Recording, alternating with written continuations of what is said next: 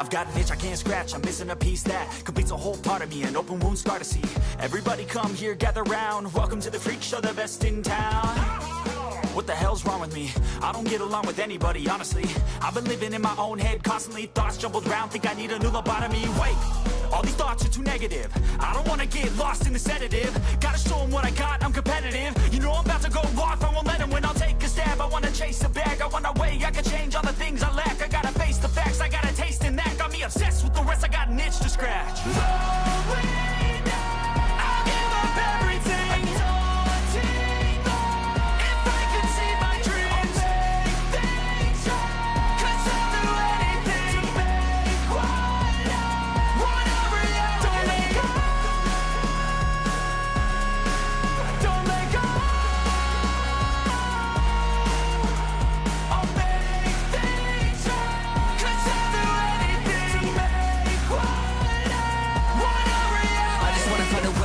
The venom in my brain, running from the past, wanna escape my pain. I just wanna be a better person, I deserve this, I just wanna break these chains. Always asking for greatness, true to myself, I never fake it. Seen no many ones that are so they get famous, and when I say the truth, most really can't take it. In spite of everything I've been through, I'ma make it. Fake friends, but on my downfall is toxic. Day one, started to outlaws for profit. Now all I do is write verses, no talking. All I do is put the work in, no option. This was everything I ever wanted, created a legacy off of me, just being honest. And the fake ones hate, but it's all to no avail. They wanna see me lose, but you know I never fail.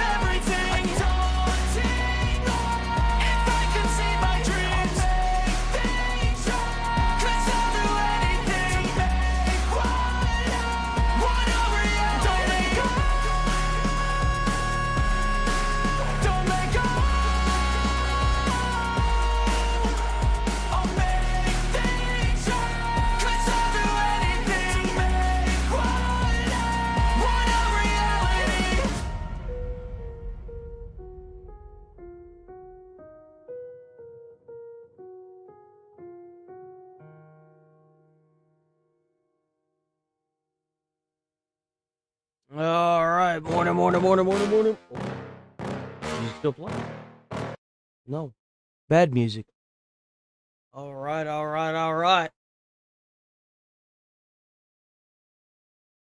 What is this? Just a fun game. Fed by the energy of the death site's overuse, dimensional rule. Oh, how's it going, Infidel? Morning. Everyone's late today, man. Am I starting on time? Is it early? No, it's about right. It's the weekend. It's Saturday, so it's the day before Easter, apparently. I didn't even realize tomorrow was Easter.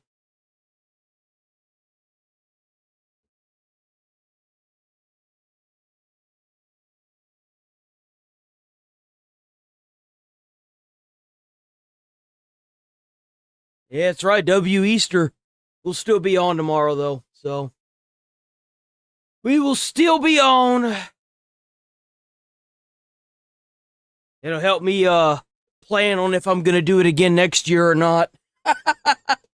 If this Easter I don't have a whole lot of viewers, then I'll probably just take next Easter off.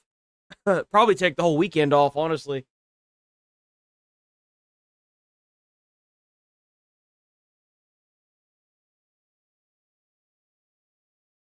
Oh, shit. Hold on, wait a minute. So this has a Sonic level? Yo, W crossover. Hold on.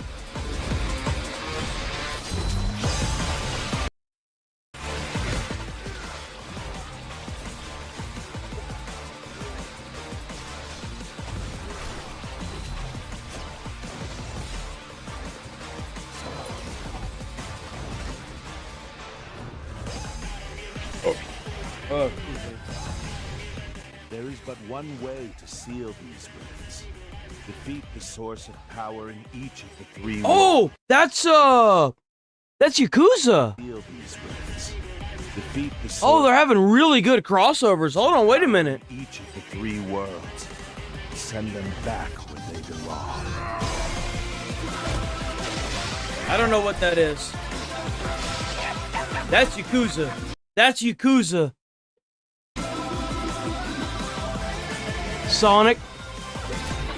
That's cool.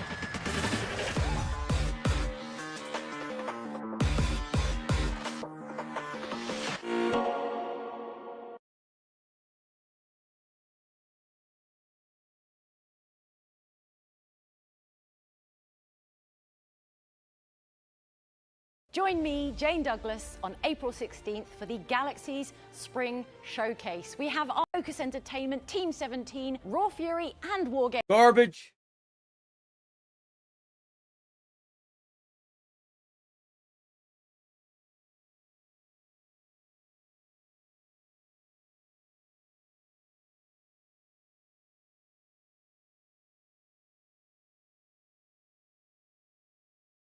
Is this Street Fighter? This game looks like shit if this is Street Fighter. Hold on.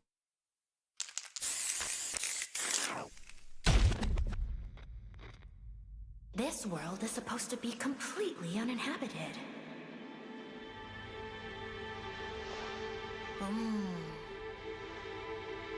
Odd, though. How did a Terran like you end up in a whole other world? Whoa. Monoid! Oh, I thought I'd never, ever see you again. Curious. I don't like the way she looked at the camera. I hate that. Oh, I thought I'd never, ever see you again. Curiouser and curiouser. Now I understand. Touching this monoid has linked our fates. Maybe we should revisit this another time. Not that you'd understand anyway.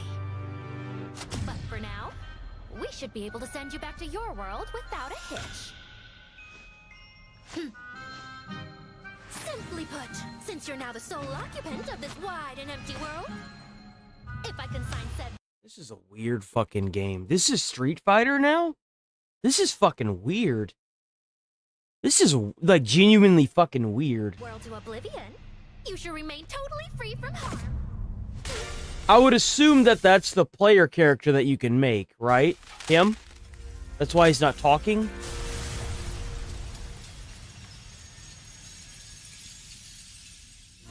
What a weird game.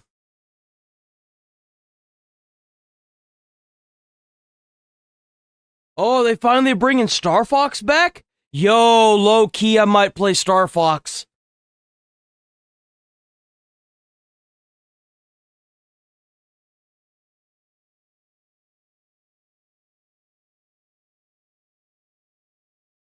State of Decay was kind of a shit game when I played it. I played the original one, and I lost my character, and then I gave up trying to play it again. Because, like, the way it works is you've got... Oh, how's it going, peeps? How's it going? How's it going? Sparkles. Oh, thanks for the sparkles.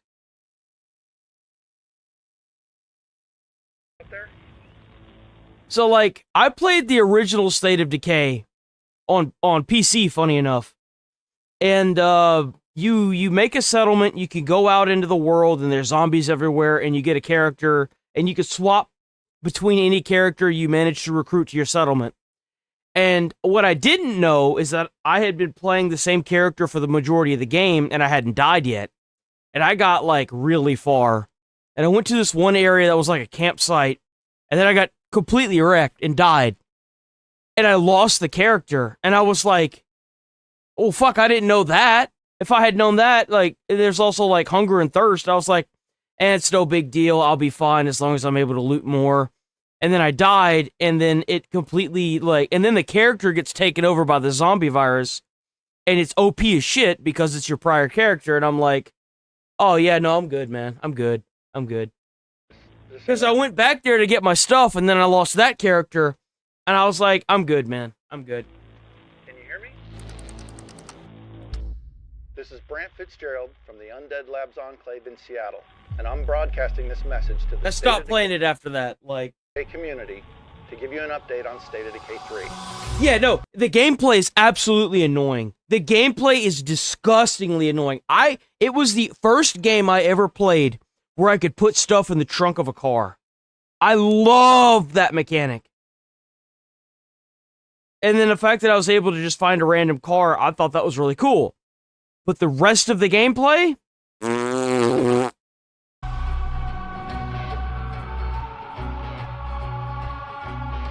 Over the last few years, most of the team's been doing updates for State of Decay 2. The rest of us been creating cool for State of Decay 3. Oh, he's cursing. Based? We've been keeping a close eye on what you liked about State of Decay 2 and what you didn't. We've read I don't know about you, but I'm tired of all these fucking platforms trying to censor what I'm saying. I hate to break it to you, but anyone crying about freedom of speech needs to be hopping on YouTube's penis about the fact that you can't curse a whole bunch and a lot of stuff. Feedback on Discord. We've You want to bitch and complain about freedom of speech? There you go. And live streams on YouTube. We just got 3 in 1, baby. And through it all, we've seen how powerful and tight-knit this community is. That's all you gotta do, guys. It became clear the community is survival and that we need your help. And if you've made it this far, Oh, the execution great. was terrible. Starting next month, we'll be hosting It was an a absolute series of train wreck. contests with the community. Listen, I'm not going to spoil the surprise for you, but I can say that it will feature 4-player co-op, some new base building and resource Yeah, strategies, because you know that's totally what State of Decay needed. Not more balancing, right? and a whole lot of combat. If There's scavenging nothing like spending 26 hours in a game just to go to an area and lose a character, right? supplies in the middle of a zombie outbreak sounds fun to you, then grab your ruck, pack some mags, and head over to our website to find more information and register for a chance to be included in the alpha. That already closed. I was watching a streamer last night who tried to get into it an hour after they had announced it, and it was already closed. If you don't get contacted for this round, don't worry. We'll keep your name on the list and have plenty of other opportunities for you throughout the year. That's not what he said. He said that the roster was full. That's what he said. He said the minute he tried to sign up, it said they're no longer taking people. That's not what he said. I already feel the red flags popping up everywhere. We'll be sharing more updates like this throughout development to keep you up to date. And I'll trust what he says because I've been watching him for well over 10 years now. So I'll trust the streamer. On what's new, what we're learning, and let you know about more opportunities to join the fun. Thank you again for your support and your patience over the years. We cannot wait to share more information about State of Decay with you. Remember, community is survival. Go! I don't know about that. You sure about that? You sure about that? Man, I just don't know if they're going to pull Starfield back. I'm sorry. Oh, we'll watch it. We'll watch it. Man, this game... what really concerns me is that I put 79 hours into this fucking game, and I didn't even realize it. I wanted it to be good so bad. I do like the new Game Plus idea, but the amount of things that are in this game that are just straight up garbage and need to be taken out... Oh, man. The amount of empty planets you can land on that have no purpose. Oh, they finally fixed that piece of shit? Oh, no, they didn't. Okay. Because, you know...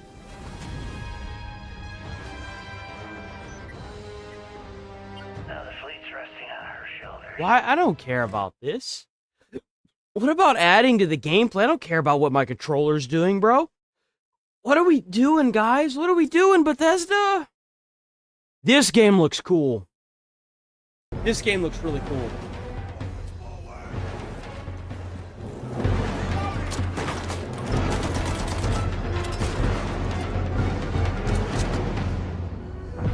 Does this have a single player experience?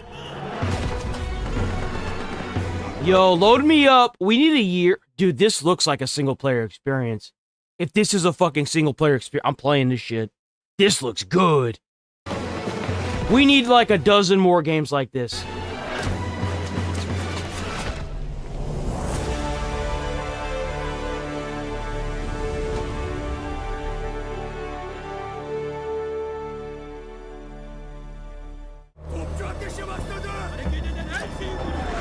Oh, this is totally a single-player experience, boys. Let's go!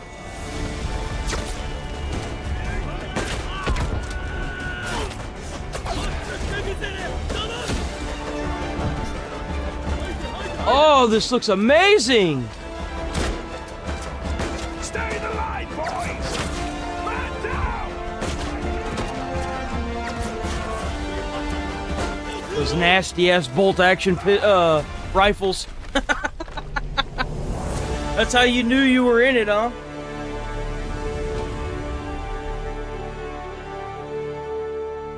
Yeah, it does look like the old Medal of Honor. Dude, the Medal of Honor European Assault was my shit.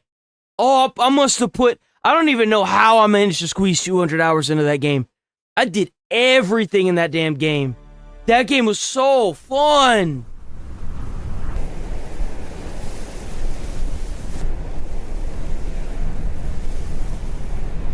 Look at the maps.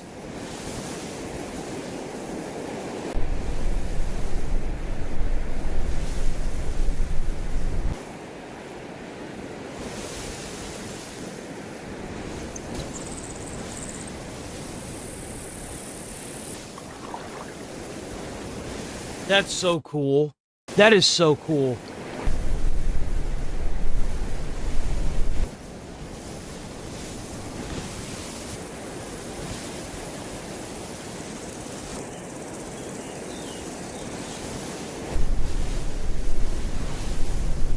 French warfare at its finest.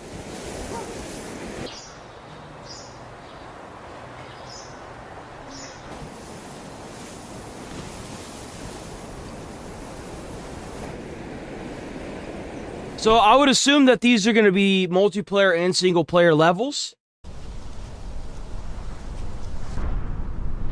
I don't really care. I want old-fashioned COD games that didn't have the multiplayer aspect to it. I miss that more than anything. Like, the multiplayer just kind of took over the entire genre because they just saw the money bags and went for it. I remember back whenever Call of Duty used to tell a story. It used to tell, like, a good story about the warriors that died in World War I and World War II. And now it's just fucking garbage. It's just trash, you know? It's so sad to think of the legacy of COD.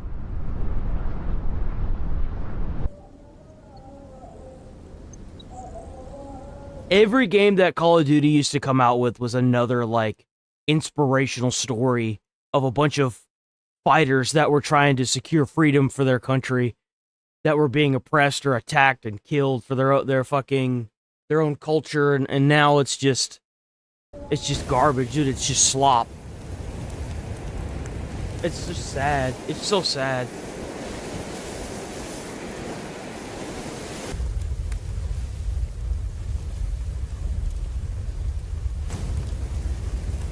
These maps look... Is that hookah?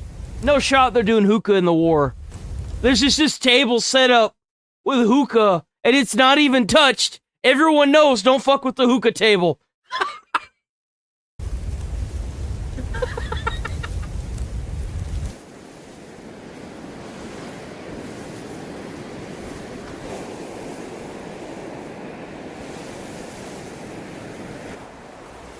Of the lesbians, black person who comes to terms with their trans heart. Okay. I mean, I think COD knows that if they were to try to do something like that, they'd be indefinitely cooked. 100%. Like, they think that just leaning into the multiplayer aspect of things would be bad. That would be, like, cataclysmic for their franchise. That's a good one, though, dude. I love it. I love it.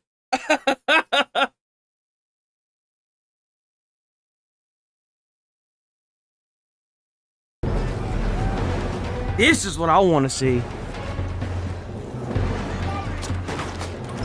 Oh, wait, wasn't this at the beginning? It looks like it's just a bunch of trailers. We gotta move on from this. Got some other trailers to cover, and then we're gonna cover the down pilot later on in the stream. I don't like this morbid metal idea. I don't like the run and gun, kind of like Mirror's Edge or like hack and slash runner. I don't like that. I like taking my time with the game. I don't like the time it takes to play Crimson Desert, but, you know.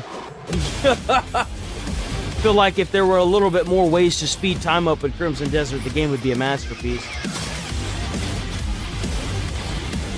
All that music is copyright. I know for a fact that music is copyright, bro. What the fuck, developers? And then you like, it's a roguelike hack and slash runner game. So like, yeah, you see what I'm saying? It's a runner. You have to run from platform to platform, and it's timed and all this other nonsense. I don't know about you, but I'm not much of a intense timer person. A lot of downsides that I had with a lot of the older Grand Theft Auto games were the fucking timers. Whenever you put a timer on a mission, it immediately makes me upset. I don't like timers on missions. They're annoying. I don't like them. Get them out of here.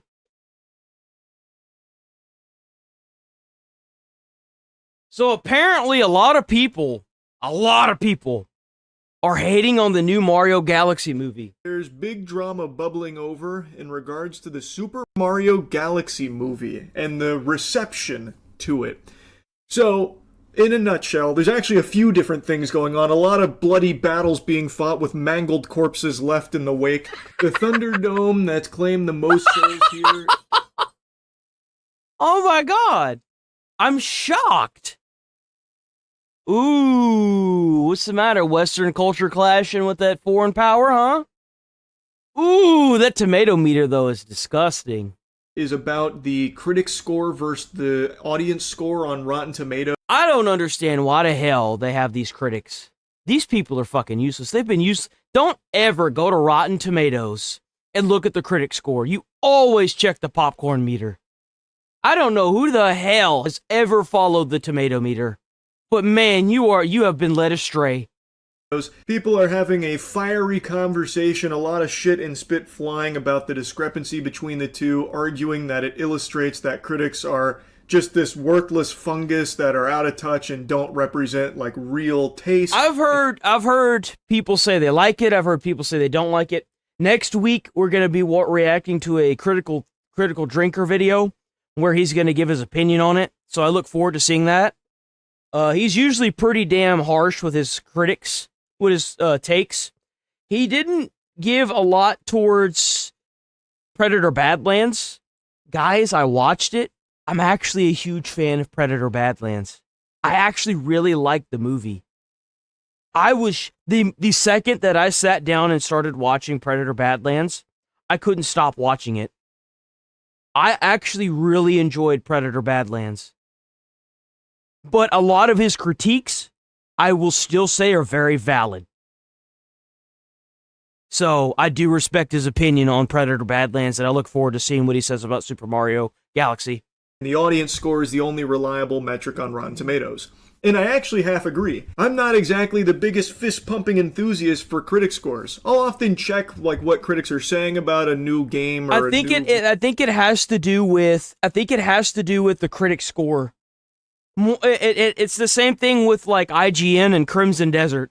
That same nonsense where the quote-unquote the so-called experts claim this, but really everyone who watched it loved it. Or everyone who played it loves it, you know? Movie or show that's come out just to kind of get a gauge of what to expect when going You realize that IGN almost ruined Crimson Desert? You realize that their stock plummeted and they weren't making sales because of that IGN review? Y'all do understand that, right? These people, unfortunately, have more power than we want to give them credit for.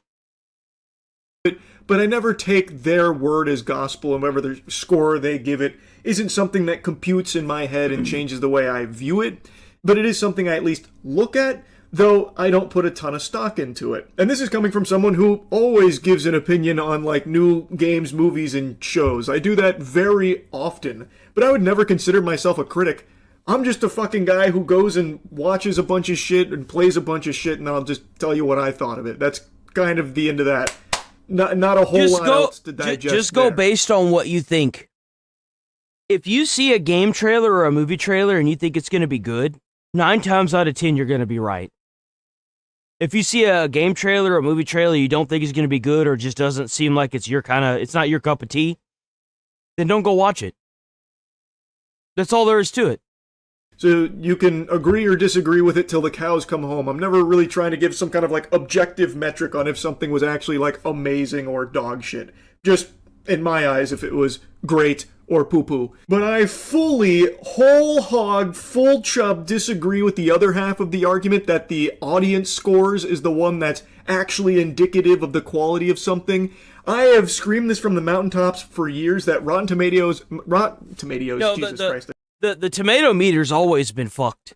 You don't ever go to these sites, these review sites, and ever take the people that were able to get in and see the movie either prior to its release or for free. They will always like. It kind of feels like that because they're not getting special treatment, like they're not getting into the movie for free, or they're not getting early access to it, that they give it a worse score. And it's like, y'all do realize that that's the reason why they're not doing it, right? It's because y'all aren't getting special treatment, so now you're gonna rate it badly. Well, I wouldn't want to give somebody that's gonna have that in their as their mindset from the second that they set foot in a theater, or for that matter, start playing a game. I wouldn't want to give them special treatment. Fuck them. That's awful. I sound like an actual Neanderthal. Rotten Tomatoes audience score is almost as useless as Pam Bondi. Exactly. It's not like that's somehow... Yo, preach it. That's what I'm saying. More reliable in any way, shape, or form. Now, critic reviews, especially in recent times, are extremely all over the place and, oftentimes very out of touch. I agree with that. So out of touch. Audience scores, it's not like they're free from that sin either. Basically, every movie ever that comes out has a pretty high audience score on Rotten Tomato, no matter how terrible it is. Something could hit the theaters tomorrow, See, I didn't know that. This is new information for me. I haven't been on Rotten Tomatoes in a minute, so... The Haunting of Titty Nippleless, and it'll be the worst thing your eyes have ever seen. Like, actually an affront to God. And then you'll check the audience score on Rotten Tomatoes, and it's like 75%. What? And genuinely, do this right now. Any movie that you've seen that you didn't like, check the audience score on Rotten Tomatoes. It's probably pretty high. Like, recently, Scream 7 came out. That movie's pretty trash. 75%. What did you expect, man? Come on. If you really think Scream at this day and age is going to be good, man, you have lost your way. Rotten Tomatoes. Do this for anything. You have to keep in mind that Scream 7, most of the people that watch Scream, they know the movie's trash. At this point in their life, it's repetition. It's a cult following. You can't do that for Scream 7. You could have chosen, I don't know, Long Legs or something. Something like that. That movie's pretty trash. 75% on Rotten Tomatoes. Do this for anything. Look at one of the worst Disney movies to come out in recent Okay, yeah, now we're talking. Snow White from last year. 69% on... Well, someone's smoking something, dude. What the fuck? Someone's smoking something. Who the fuck? How do you get... What? How?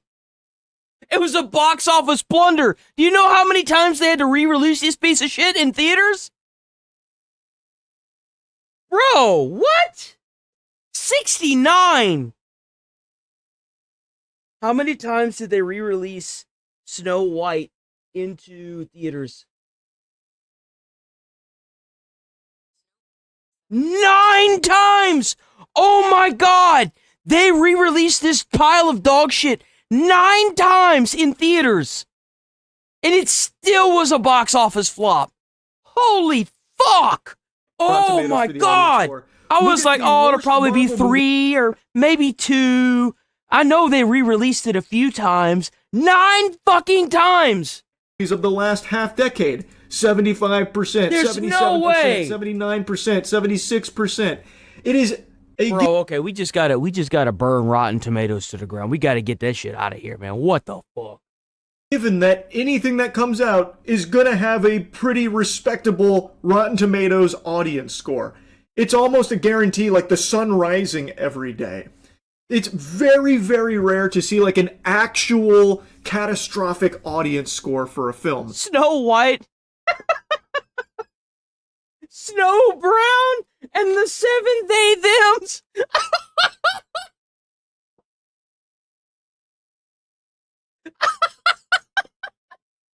Oh my god, I'm so happy you're here. Bro just made my whole weekend. I'm gonna be fucking chilling, talking to my friend.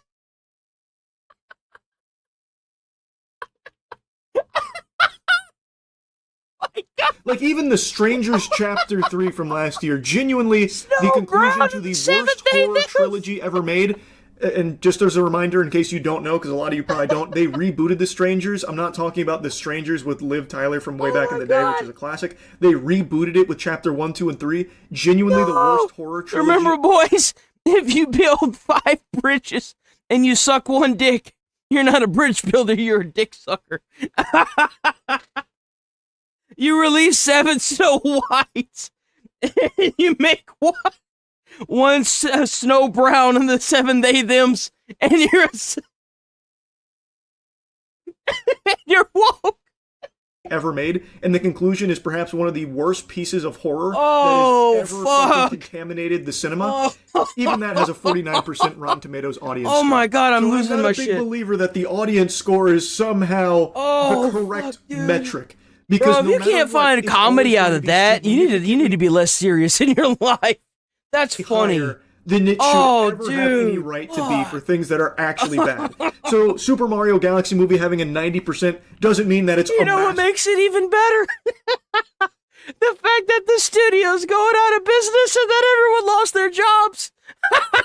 Masterpiece that just critics don't understand. It just means fans are very excited about it. And thus they go and just storm 10 out of 10 reviews, which jacks the score way up, and everything's always positive. Like, the audience score isn't much better than critics, is the point I'm making. Now, with that out of the way, let's get into the meat and potatoes of the Super Mario Galaxy Movie. I gave you my thoughts on it a couple days ago. Overall, I think it is worse than the first Mario Brothers movie, which I actually really enjoyed. I think it is a huge step backwards. It is basically Jingling Keys, the movie. A lot of people are calling it that, and that's exactly what it is. It's a movie that has... That's what I've heard. I've actually heard... I've seen it online. A lot of people saying that, like, it's a movie to catch your interest, but not really to tell a story. If that makes any sense. It's a movie where it's a kid's movie. It is. That's absolutely what it is. It's a child's movie. I mean, let's be honest here. No substance at all. There's not even really a plot. There's a few plot elements that constantly are jumbled around. It is a mess. Let me tell you something. If you take your kid to this movie, take your kid to it, and if they like it, then it's a W. There's nothing worse than when you've got a bunch of 30, 40-year-old men, women, trying to tell kids what they should like. Let me tell you something. It doesn't appeal to you because it's not for you. At the end of the day, they probably made the first movie and realized that it wasn't as geared towards kids as they like. And you know what Nintendo did? I can't believe I'm going to say this. Did what they were supposed to do, which is cater to the audience that they are looking for. I can't believe I said that. Holy shit. It's Mario. How many of y'all grew up with Mario as a child? Probably a lot of y'all, right? A lot of y'all still buy Nintendo products because y'all grew up with them. Who do you think this stuff is geared towards? It's not geared towards 20, 30-year-old men or women or 40-year-old men and women. It's geared for kids, man. It's a kid's movie. Come on, guys. Everything except for its visuals. Its animation is stunning. It's very colorful, and it's very fun animation to watch, especially with the fights, and the music is absolutely slapping. They got boner jams out the wazoo there with very... Yeah, I have, unfortunately. I've seen it. A bunch of grown-ass adults that don't know how to grow up because they grew up with Nintendo, just like Disney. Disney's the same fucking way. It's a cult following. That's literally what it is.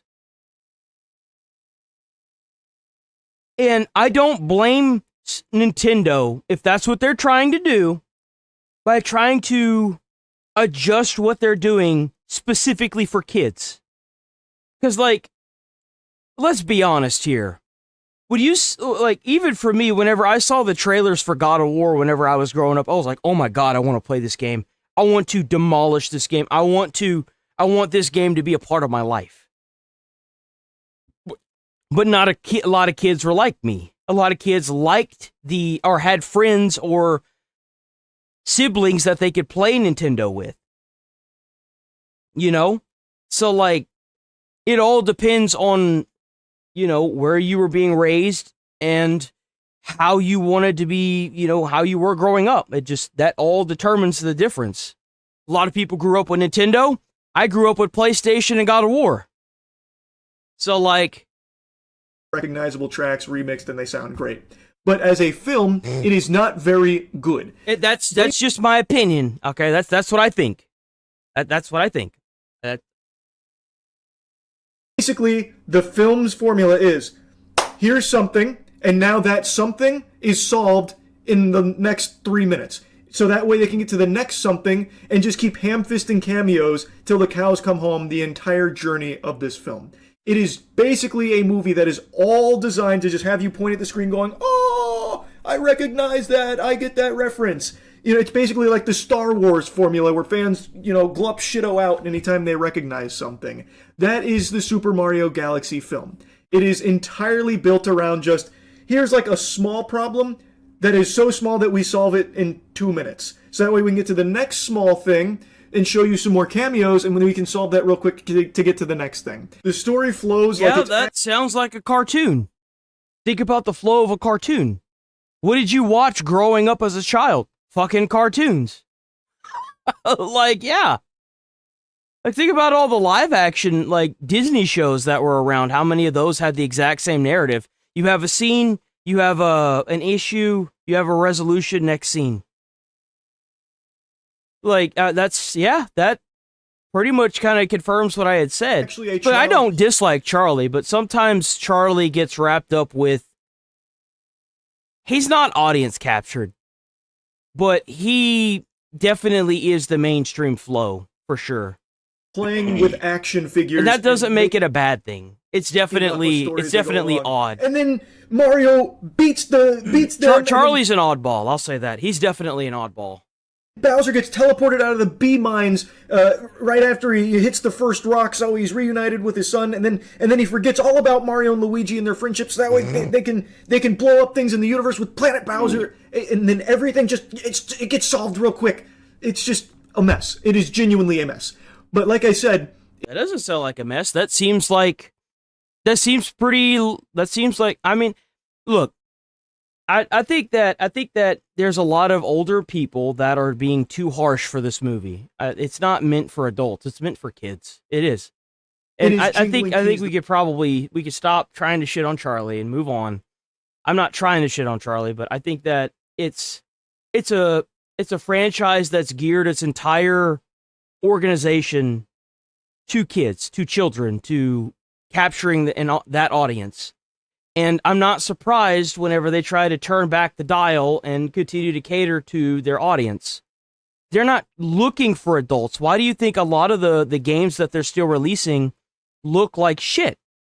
They're colorful, they're attractive, they're for kids, man. It blows my mind whenever a full-grown fucking 30-year-old man, 35-year-old man gets Mario Tennis and is expecting it to be good. I think it's funny whenever they rage quit it. Because, like, there's nothing to do in the game, but these games aren't meant for adults, man. They're meant for kids. They're meant for children. It's not meant for adults that don't know how to grow the fuck up. Like, Lego is a prime example of that. Lego used to just be for kids, but now they started with the newer CEOs, they geared Lego sets towards adults. They have adult sets now, like the bonsai trees that I have 2 of, and then the bamboo. Like, it's not unheard of, but that's not what Nintendo's trying to do. It's obvious that's not what they're trying to do. That's why they made the movie animated. Do we really want to cover the Barbie thing? Yeah, let's cover the Barbie thing. Apparently there was something that happened at like Barbie or some shit. Now, I didn't grow up with Barbie. I'm one of those kids that would get their hands on a Barbie and light the hair on fire. Me and a friend did that. It was fun. But I do think that a multi-trillion-dollar organization, because let's be honest, with how much money they've made, there's no way they're not in the trillions. They've been around for what, 30, 40 years now? This Barbie event just promised a dream weekend, and somehow they delivered a concrete warehouse with traffic cones instead. Posted photos and videos of a large convention center that was sparsely decorated. Many people were upset over paying more than $70 a ticket for the event. If you paid $70 to get into that, my friends, is what we call natural selection.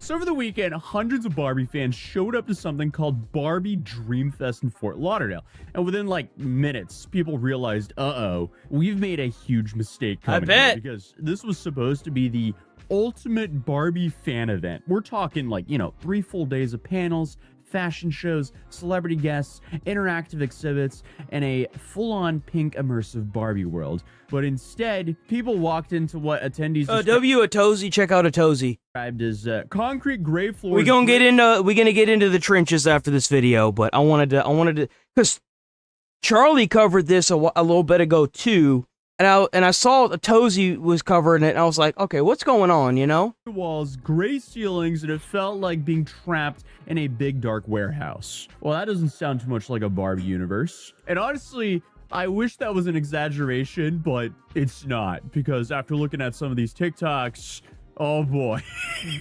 As we can clearly see, we have a bunch of people standing in a massive empty convention hall with the bare... And I think that's the new consensus. I genuinely think that you are more right than you think. I think that Barbie, much like a bunch of other stuff, is dead. It's just dead. The Barbie dream, Barbie everything life, it's just not possible. It's over for them. Zero energy whatsoever. So you walk in the door. Like, the first thing look at that. There's like nothing. There's nobody here. I noticed, there's a lot of empty space. They advertise. You know what's crazy is I went to a magic con that was like this.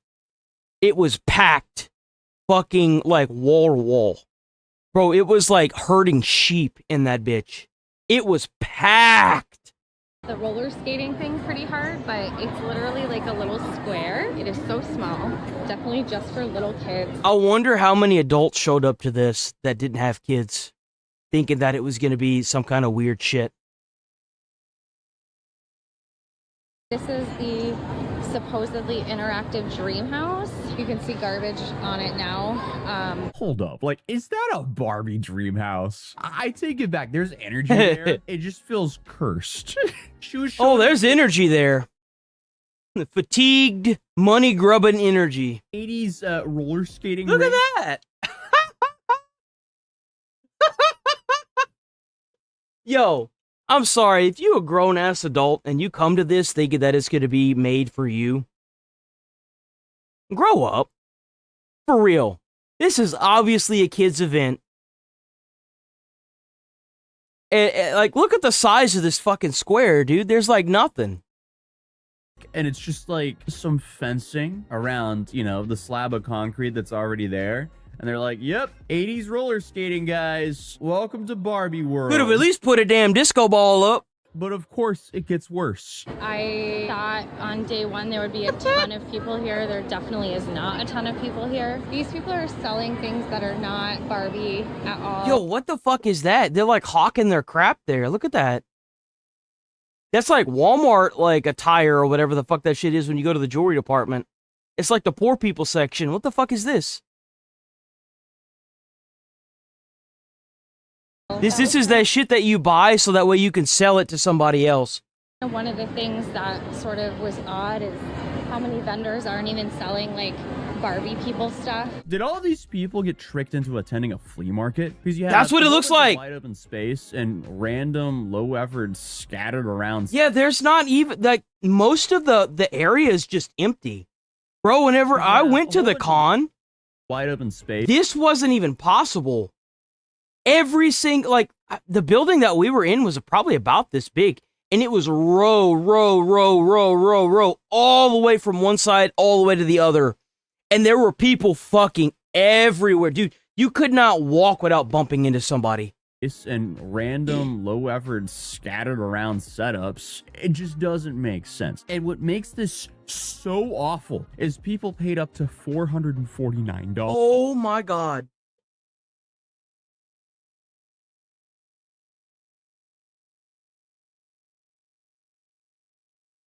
And even over $500 for VIP passes to this thing.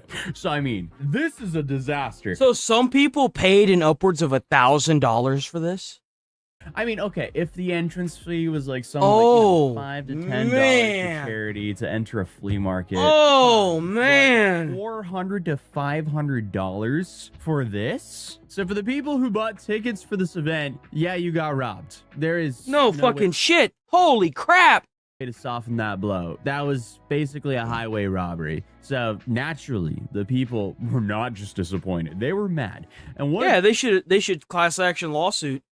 Attendee said, "I bought the ticket the minute they went on sale. I thought it was going to be the most amazing Barbie thing I've ever been to. It was the worst experience." And then, of course, you start seeing the comparisons rolling in. You have Firefest, the Willy Wonka experience, even DashCon. That's definitely not an event you want to be associated with. But one TikTok literally captioned their video, "POV, you spend $75 to $300 to go to Barbie Dream." Oh, dude. Fest. And honestly, I mean, the deeper you look into this thing, the worse it gets, because on paper, this event sounded like it could work. It could be a good time, because the official schedule was packed, like genuinely. If you just looked at it, you would think it was a legit. Let me guess.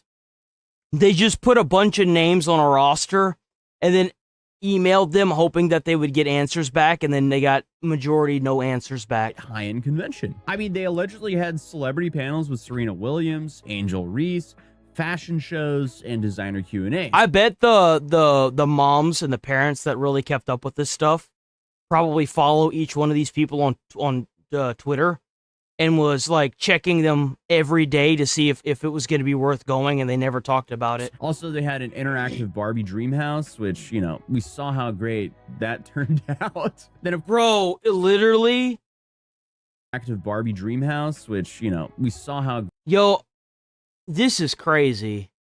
Interactive Barbie Dreamhouse. Man, no, you know what? That's probably the most accurate I've seen it in a while.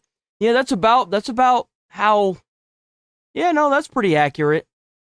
Yeah, no, that's what, like, I think if you like cut it in half, that'd be about the average American home right there. You know? Great that turned out. Then, of course, you had that 80s roller disco, which I've already kind of poked fun at a bit. A bike course that we saw, which also looked extremely underwhelming. A glam bar, workshops. Bro, I could have stayed home and done that shit. Yoga, meetups, apparently the whole 9 yards. It also just sounds very random. Like, who is going to a Barbie festival to do yoga? It's part of their theme. Barbie does yoga to work out. It's part of the theme. I understand it. I can't hate it. I get it. But, like, come on. $300 for yoga does not make sense. So obviously, they were just going all in on selling it to the Barbie fans, and the marketing was showing adults roller skating under neon lights, dancing, taking photos in these huge pink installations, basically selling that this was going to be an immersive Barbie world. But unfortunately, when people showed up, obviously none of that was real. So let's start with the biggest one, the Dream House. And this was supposed to be the centerpiece of the show. What people, I guess, got instead was a cardboard backdrop. The Barbie Dream House. We're the life-sized Barbie Dream House right now, guys. And I'm thinking, there'll be some kinks to work out right now, guys. You know what's funny?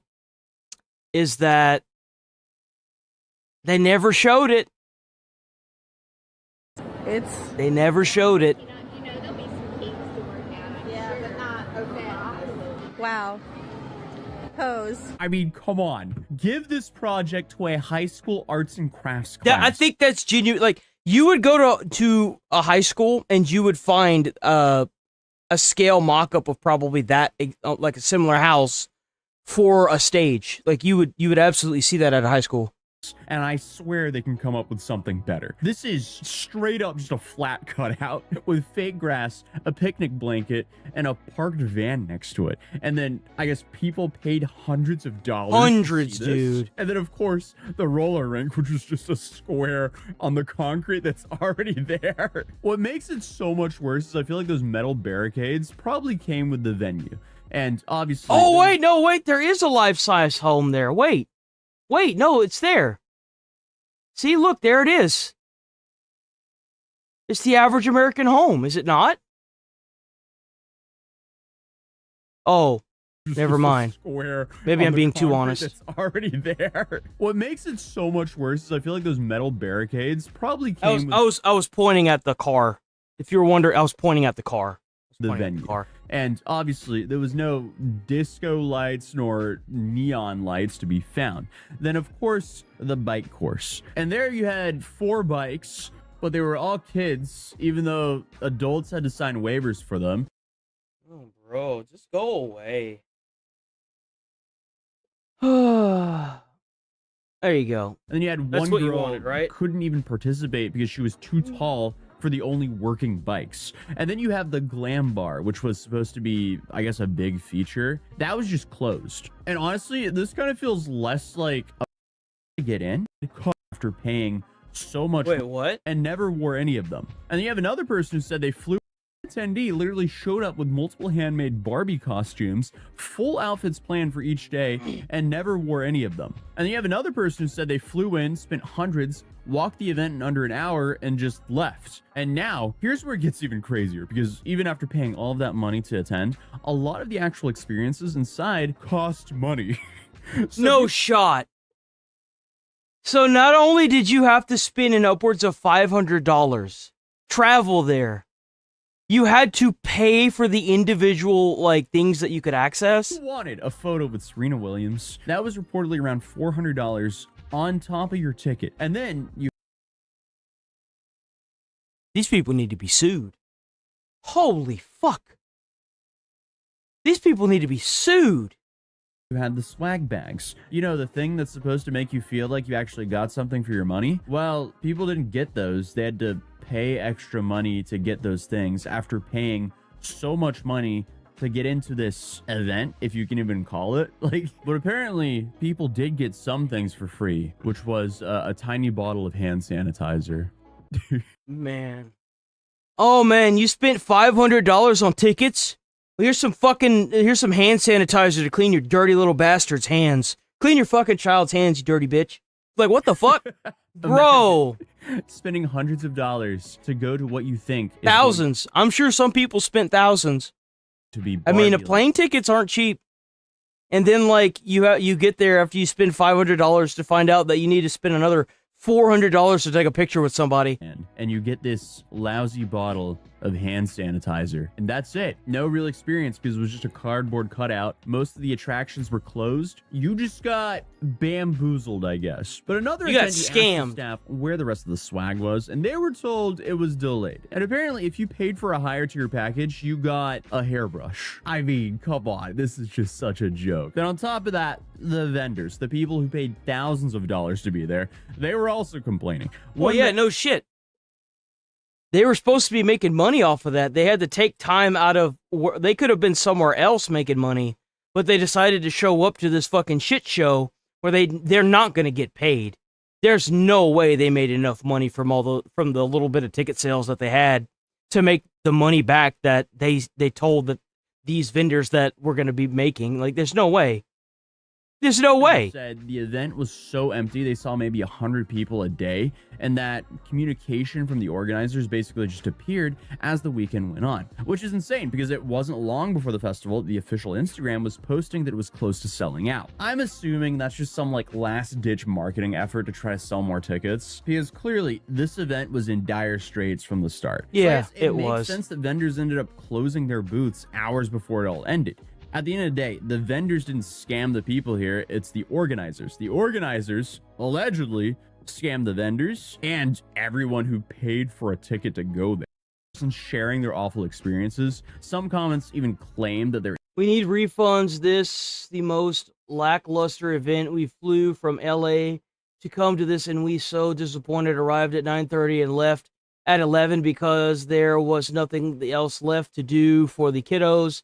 The interactive dollhouse looked like a kid's party backdrop. And also, why did this take place in Fort Lauderdale on one of the busiest weekends? Y'all need to get your mess together. I've seen fan-based projects, events come out better than this. Should be, at Maddle, should be ashamed. Why was my comment deleted about the... Oh, dude, they deleted her comment. Instagram page was deleting their previous comments. So, I mean, at a certain point, this thing got so big online, there was no way to ignore it anymore. Between TikToks going viral, people demanding refunds, and Barbie Firefest trending everywhere, the organizers just had to say something. And I guess to their credit, they did respond. So you have Mischief Management, the company behind the event, put out a statement saying this. Mischief Management is incredibly grateful to... So that means that anytime you see Mischief Management organizing anything, don't go to it. Everyone who joined Barbie Dreamfest, bringing fans together alongside of Barbie role models. Designers, partners, and global icons who embody the true spirit of Barbie was at the heart of the event. Barbie Dreamfest was created as a... You know what? You're right.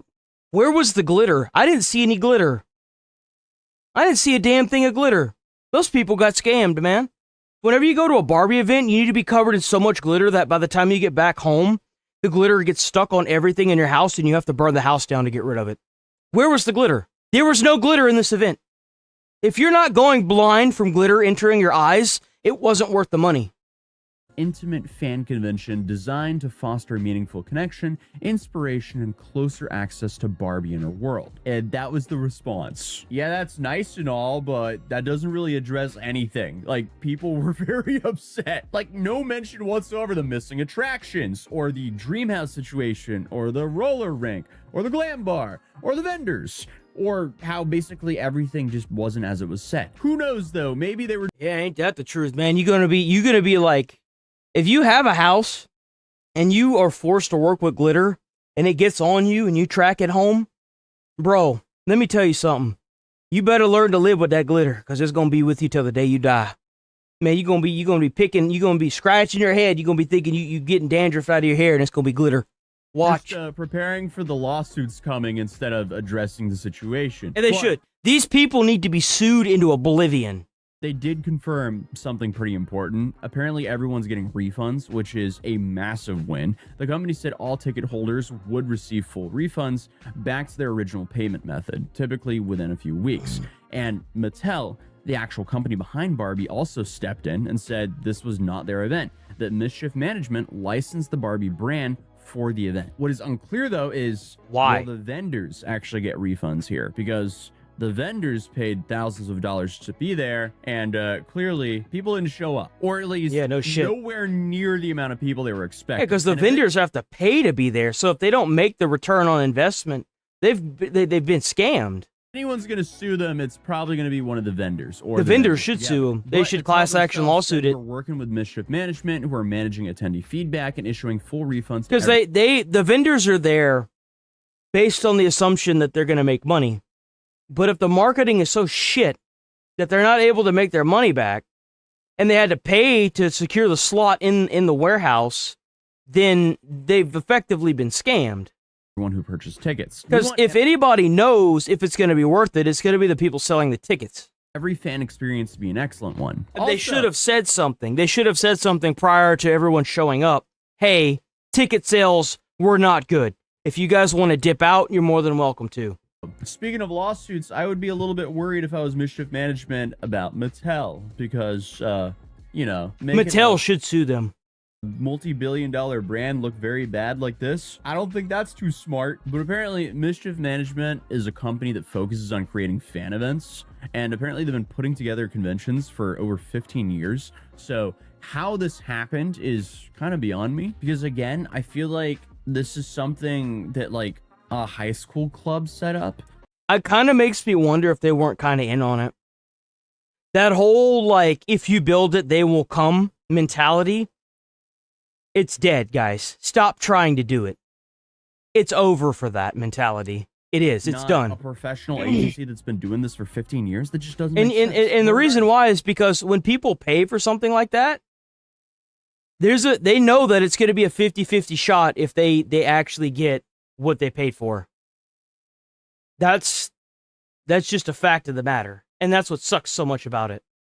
Like, seriously.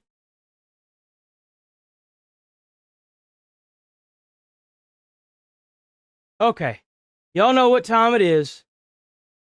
So an F-15 fighter jet, not an F-35, was shot down over Iran. A big surprise. You know, it's kind of, to me, it's kind of impressive. It took them, I guess, long enough. There's still a pilot missing. W pilot, they rescued the other one. Down an F-15. I did see this. Let me go back. It was not an F-35. The Iran media would obviously say otherwise, because, you know, they don't have anything else better to do than to push fake narratives. So a U.S. Let me go back. A U.S. Black Hawk conducting combat search and rescue was hit by a Black Hawk was shot at. But with small arms fire. By Iran was hit police, by or Iran during their IRGC. mission to locate a downed F-15 pilots. The crew is accounted for and safe. Okay, let's take a look at it.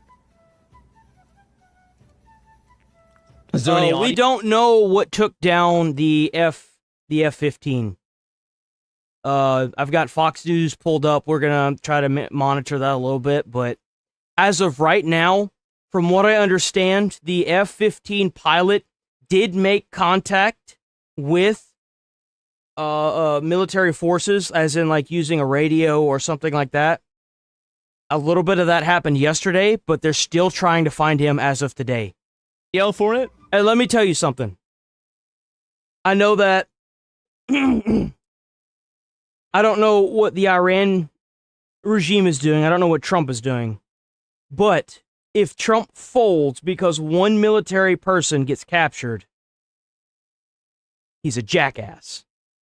It's a war.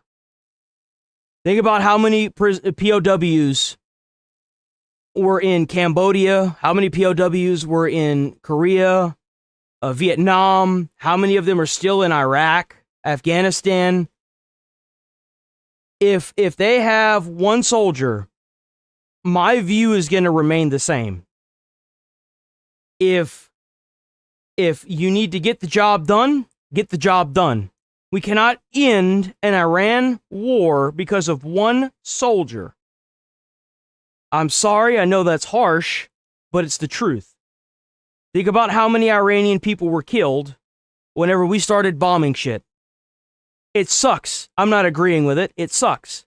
But at the end of the day, there is a massive amount of people that want the war to end simply because of one pilot. If anything, I feel like a lot of people are going to be even more up in arms with go get them because they're hurting soldiers.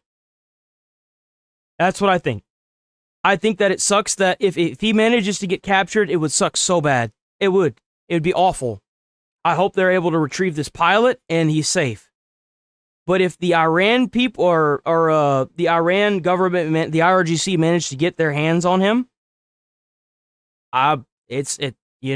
things should keep going the way they're going.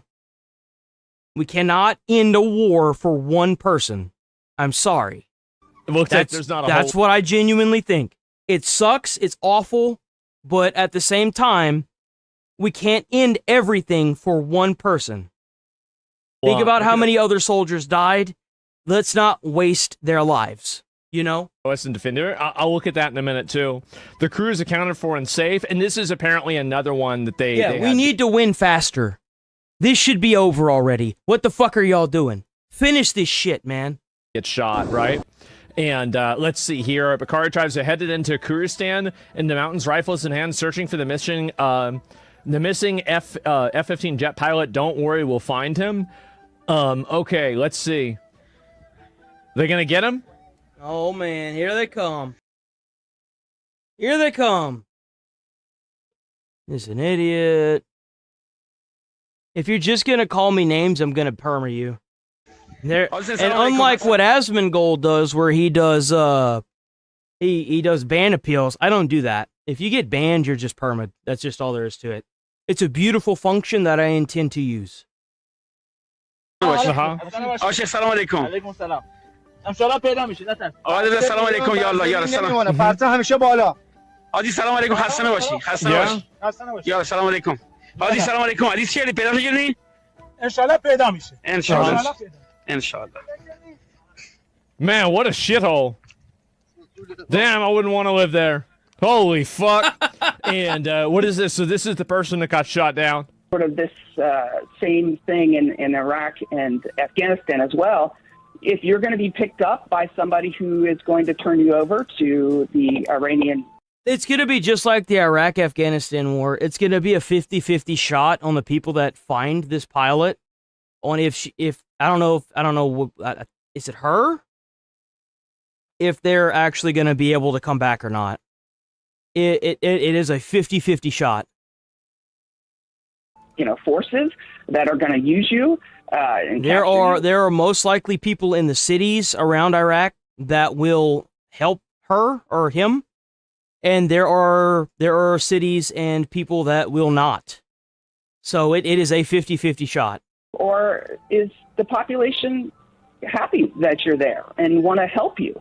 That we don't know. And so morning. If you're new here, sub to the channel. We're here every day. We'll be here tomorrow as well, even on Easter. So please sub to the channel. We do this every day, 8 a.m. to 11:30 a.m. Central Time. That gets shot down over that space is having to deal with that uncertainty. Sort of this same thing in Iraq and Afghanistan as well. If you're going to be picked up by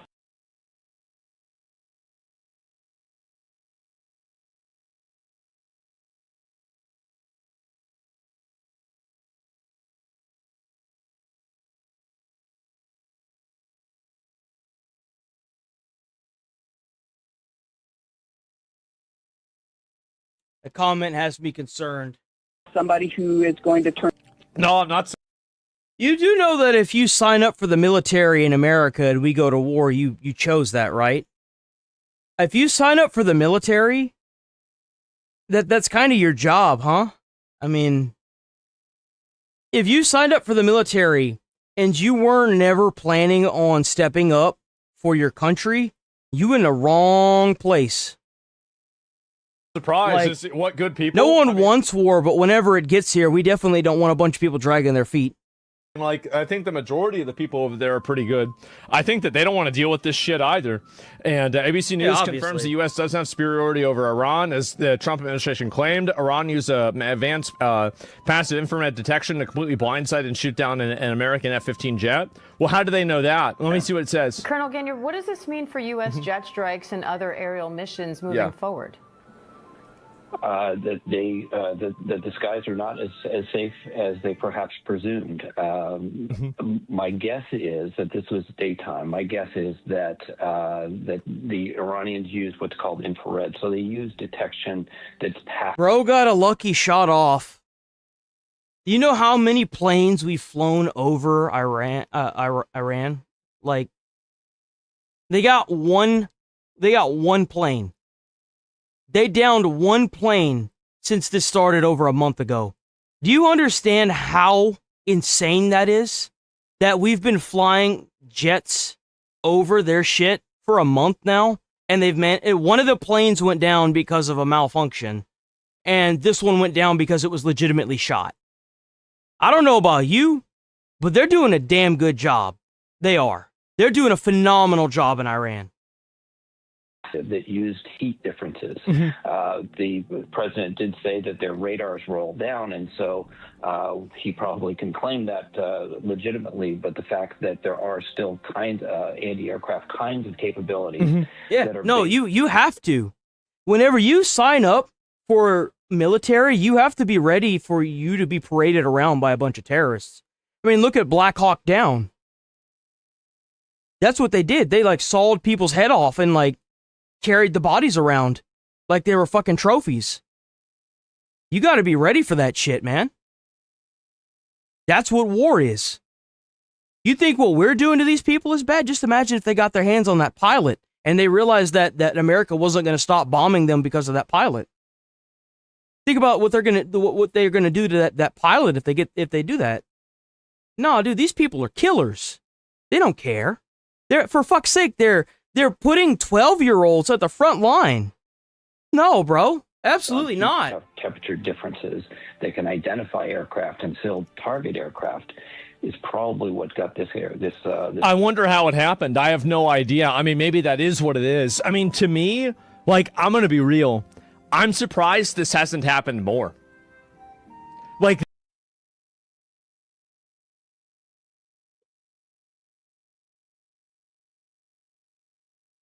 all these clowns talking have no idea what war is, like, or even what being in some military family who's deployed to Afghanistan.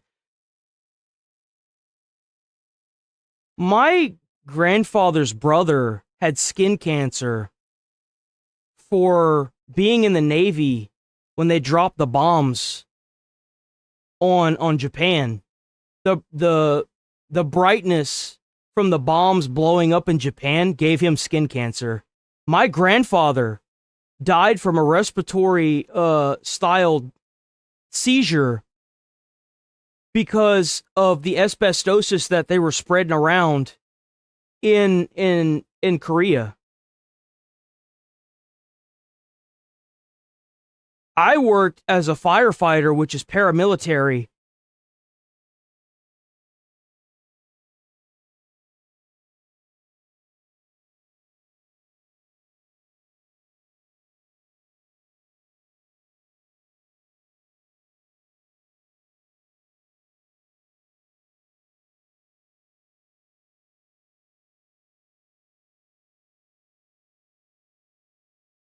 Like, I never said I was military. Do you understand what paramilitary means? It means that you go to a boot camp and you do everything a type of way, or you get your ass chewed out, just like any other boot camp.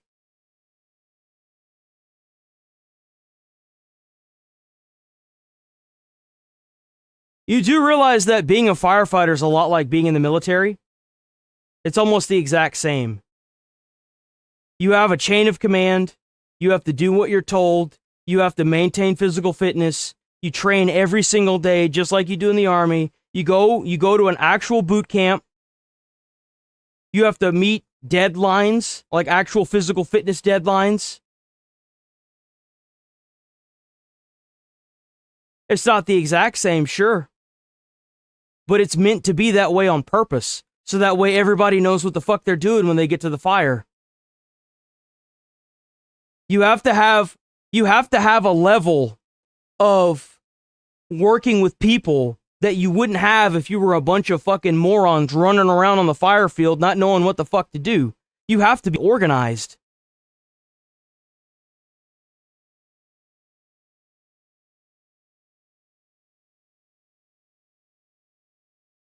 Fire can't shoot back. So I guess burning to death, that's not shooting back?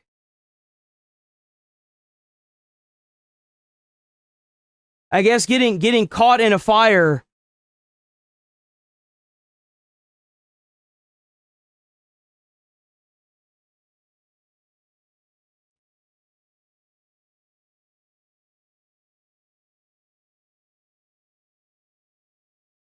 I'm just gonna ban morons, dude. I'm just gonna start banning people. It's Boy Scouts. So going into a burning building is Boy Scouts? My grandfather's brother's cousin's uncle. Well, here, let me help you, fucktard. Bye. Anyone else? My dad was in the Air Force. I worked for the VA, and I work now for the people that make the weapons used in the wars. These wars. See, that's what we're going to be doing now. Is that we're going to be having a lot of people that aren't going to be going boots on the ground anymore. We're going to start making the military members just build bombs. That's what's going to end up happening.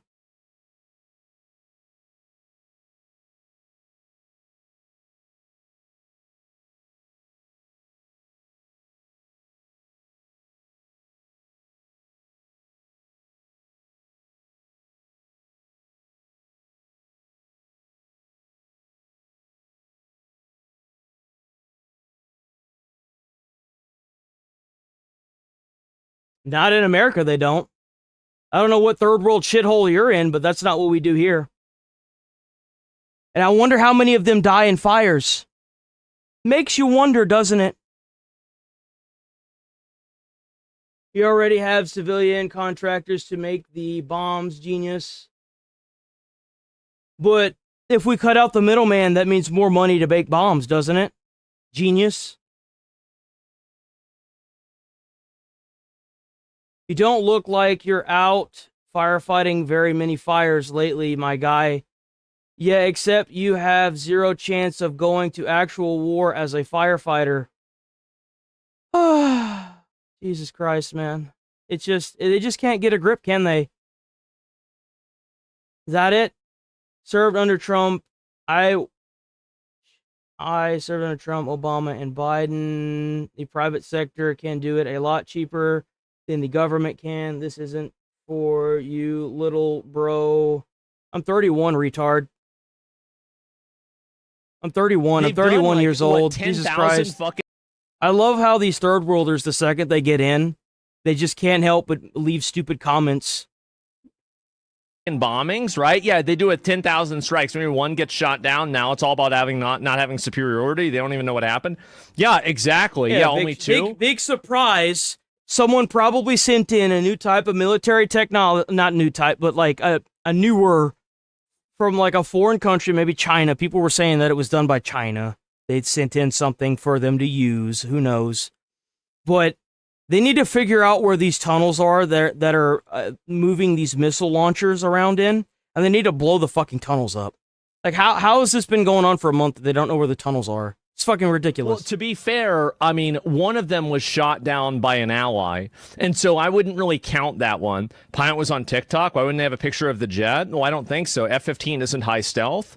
Yeah, and there's a difference between supremacy and superiority. Yeah, I mean, like, somebody here... like, I can't stand these motherfuckers that get in the comments, and they're like, oh, but veterans aren't for this. Oh, but Afghanistan, the people that went to Afghanistan, the people that were in Afghanistan knew where the terrorist organizations were coming from. They wanted to be there. They want to go back. Veterans want to go back. You know why? Because now we're hitting the heart of the terrorism. A lot of people loved being in Afghanistan. I don't understand this. Like, a lot of people that were part of wars, like Asmongold's dad was that way. My uncle, not my uncle, but my I don't know what the fuck that's called. I don't know what family member that's called. My grandfather's brother, I think that's an uncle, loved being in the Navy. Like, my grandfather loved being in the military too. He talked about his medals all the fucking time. He had his shit like in a he had it in like a glass case. He loved talking about his dude. You would bring up his military service, and he would take your ass home with him and show you his medals. He would talk about those medals for hours. Like, can probably find some sort of way to shoot a fucking 737 if they really wanted to. And they veterans, by the way, y'all are complete badasses for what y'all did serving this country. Like, a term of service to me should be rewarded with a free house. Your children shouldn't have to worry about getting shouldn't have to worry about paying for college. You should be able to collect a fat paycheck, not a disability paycheck. If you're disabled, then sure. But you shouldn't have to worry about trying to get disability to get a paycheck. You should be able to just get a paycheck. You shouldn't have to worry about getting food. You shouldn't have to worry about your fucking insurance. Or not insurance, but like healthcare. Like, you should get like insane tax reductions on cars, or like hell, even as far as making it to where if you serve in the military, you can have like a military attachment to your score, your credit score, so that way it shows like a service, you know. And like businesses are required to give you a discount if you get like a new car or something. Like what the fuck? Like, well, why isn't that just an automatic? Mean that they're, controlling the U.S. skies either. I think the reality there's nothing more demoralizing as a service member whenever you're put in charge of $1 million worth of equipment and you come back to America and you're struggling just to fucking work at McDonald's or some stupid shit like that. It's fucking disgusting. It's demoralizing. It's fucking disrespectful. It's crazy. Yeah, I mean, this can happen. It definitely can it's happen. Just brain dead, man. And Kuwait's deadlier than Iran? No? Well, I think that they weren't really prepared for it. I think that's the reason. Let me go to the next one. Let's listen to it. We have breaking news. Let's go straight to Jennifer. So there are 2 people in the jet. Kaylee, we can confirm with well-placed sources that one of the crew members of the F-16E warplane that went down over Iran has been rescued and is safe at this moment in time. We have been reluctant to report until now about this rescued crew member of the F-15 because of the sensitivity of the search and rescue operation, but we can report that one has been rescued and is getting medical attention as we speak. We don't know if it was a male or a female pilot. As we've reported in the past, there are both men and women flying these F-15Es, but that is the latest and very good news, of course, that at least one of the 2 crew members did survive.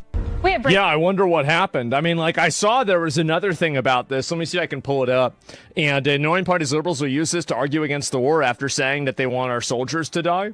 Well, yeah, I mean, obviously that's what those people do. I mean, like, again... I do something better than that. I pull these people up, I make fun of them, and then I permaban them. Because a lot of these people have the same arguments. Now, there's a few original thinkers in there, but a lot of these people that are just stupid, they all say the same dumb shit. You can't look at those people and be like, oh, okay, this is who you should listen to. I mean, obviously not. And, I guess, yeah, we'll look at this right here. This is another video for it. Also told a statement from CENTCOM is expected shortly. We want to bring in the chief national security correspondent, Jennifer Griffin, with more on this. Jen, what are you hearing? Well, Trace, we had some details of this alleged down F-15E fighter jet that went down in southwest Iran. It's in the province that is actually closest to Karg Island, which we've been hearing so much about. The plane went down here. He's got his mouse over it. I saw kind of the location. It was here. So it's kind of a tight spot right here. I'm not going to lie. Because you've got the water... And then you've also got, and here's the crazy part is here is the Strait of Hormuz. So this area is still a pretty big war zone. So these people, like the pilot, is kind of in a bad spot. I'm not going to lie. You've got the water here. If you go here, you're going to run into most likely some baddies. And I don't know here. I don't know. I have no idea. But they are definitely in a shit spot. Withheld reporting on this until now because there was an active sign showing that the actual pilot seat from the F-15 was seen on the ground, suggesting that at least one of the pilots had ejected, and the pilot was not present at that site where the photo was taken. So that suggests that one may have survived at least. There are 2 pilots in an F-15E. And they would have been flying. We see also some open source. You say fuck that bad? I mean, honestly, I mean, you know, I think it's unrealistic to expect that you're not going to have any of your stuff get shot down at all. Like, that's the thing that I was saying at the beginning is like, it's been a month, guys. You realize how many targets we've blown up in Iran? Like, whatever I got someone in chat said it yesterday about the F-15. I was like, well, I mean, it sucks, but, I mean, for fuck's sake, we've been bombing the shit out of these people for a month now. It's not like it's not going to happen. It was bound to happen eventually. I think a lot of people feel this way, is that it's been shocking so far that there's been such little blowback. Like, yeah, they're able to blow up, like, empty bases that we have in the area, of course, right? I mean, who gives a shit? But, like, the fact that, like, they're able to do anything like this, like, I would expect this to be way more. I would. Yeah, exactly, like... It's a war, hello? Yeah, I mean, I'm just being honest. So, keep the oil, anyone? God damn. What does that even mean? video showing that there were 2 search and rescue helicopters that were being refueled midair in daylight. That would suggest, again, an urgency to that search and rescue mission because it would be rare to conduct a search and rescue mission with low-flying helicopters over an area that is possibly contested. Given that this happened during the daylight hours, it shows an urgency and a suggestion that the pilots may have survived. Trace? I know you've worked in that area a very long time, Jennifer. I'm wondering, By the way, if you're new here, sub to the channel. We're here every day, 8 a.m. to 11:30. So, and hit like on the stream. By the way, every little like helps, guys. Some of this information coming through about this search, about letting the people of Iran know that this a pilot, some pilots might be out there. What do we know about Iranian television? How credible is it? It's not credible at all. I immediately had a bunch of people yesterday being like, "Oh, you got to check out all these Iranian TV." And I'm like, "Dude, I'm not doing that." If they can't even be honest about what's going on in the waters, about how many ships have sank of theirs, and they're sitting there posting AI videos of the B-2 bomber being fucking hauled around in the interstate, and they've got a couple pictures of fucking, like the Discovery from Star Trek. They've got fucking pictures of them blowing up the USS Abraham Lincoln like 7 times. I don't give a fuck what these people say. They're crazy. They have no idea what they're talking about. Concern is that people are being told to do certain things inside the country.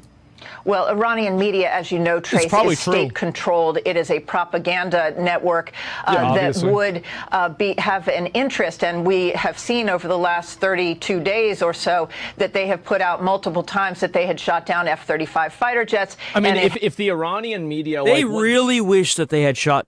That was the funniest thing, because yesterday, based on all the information that I was seeing, they didn't even know if it was an F-15 or an F-35, but Iran... Man, they were confident they shot down an F-35.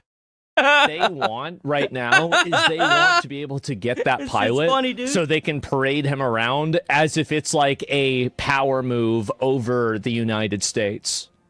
That's probably like if I was the Iranian government, that's what I would do. And on top of that, that's what they already did. Remember whenever they captured those guys, like whenever Obama was president, and then Obama gave them a bunch of money, it seemed like it was probably like a ransom. So I think that's probably what they'll try to do again. Had not been true. That is why it was so important for us to get independent confirmation that this F-15 had in fact gone down. So some of the details that the Iranians are putting out may in fact be propaganda for their purposes. But what we can say at this point is the President of the United States has been briefed on this F-15 going. The hell does that even mean? I've read that comment 3 times. I don't even know what this means. I don't know what this means. What on world you're not strong and you bleed? But you said the F-35 AR invisible. That myth? It's down now. Man, this will have consequences for a long time. I mean, what that means on world you're not strong and you bleed. I mean, if it takes 25,000 targets to get blown up and the entire regime to be force changed 3 times because everyone's fucking dead, and you manage to knock 1 plane out of the sky, I mean, yeah, man, whatever you gotta do to keep coping. You know what I'm saying? Like, hey, man, I admire your patriotism for your country. I do. I don't know how that's gonna help you, but hey, I gotta give respect where respect's due. Down, and that CENTCOM is expected to put out a statement. So we feel comfortable in reporting the fact that the F-15 did go down. But in terms of the reliability of Iranian state television, it is. I wouldn't trust anything they say. I mean, really, I wouldn't, because like if they had proof of it, they wouldn't be using AI videos and videos from like 2020. Like they would be posting so many images of this, they'd be plastering this everywhere on the internet. So to the extent that they were shooting down F-35s or anything else, Iran, and it wasn't even an F-35, it was an F-15. That's not even our most advanced plane. It's not even an F-35, bro. It's the older model.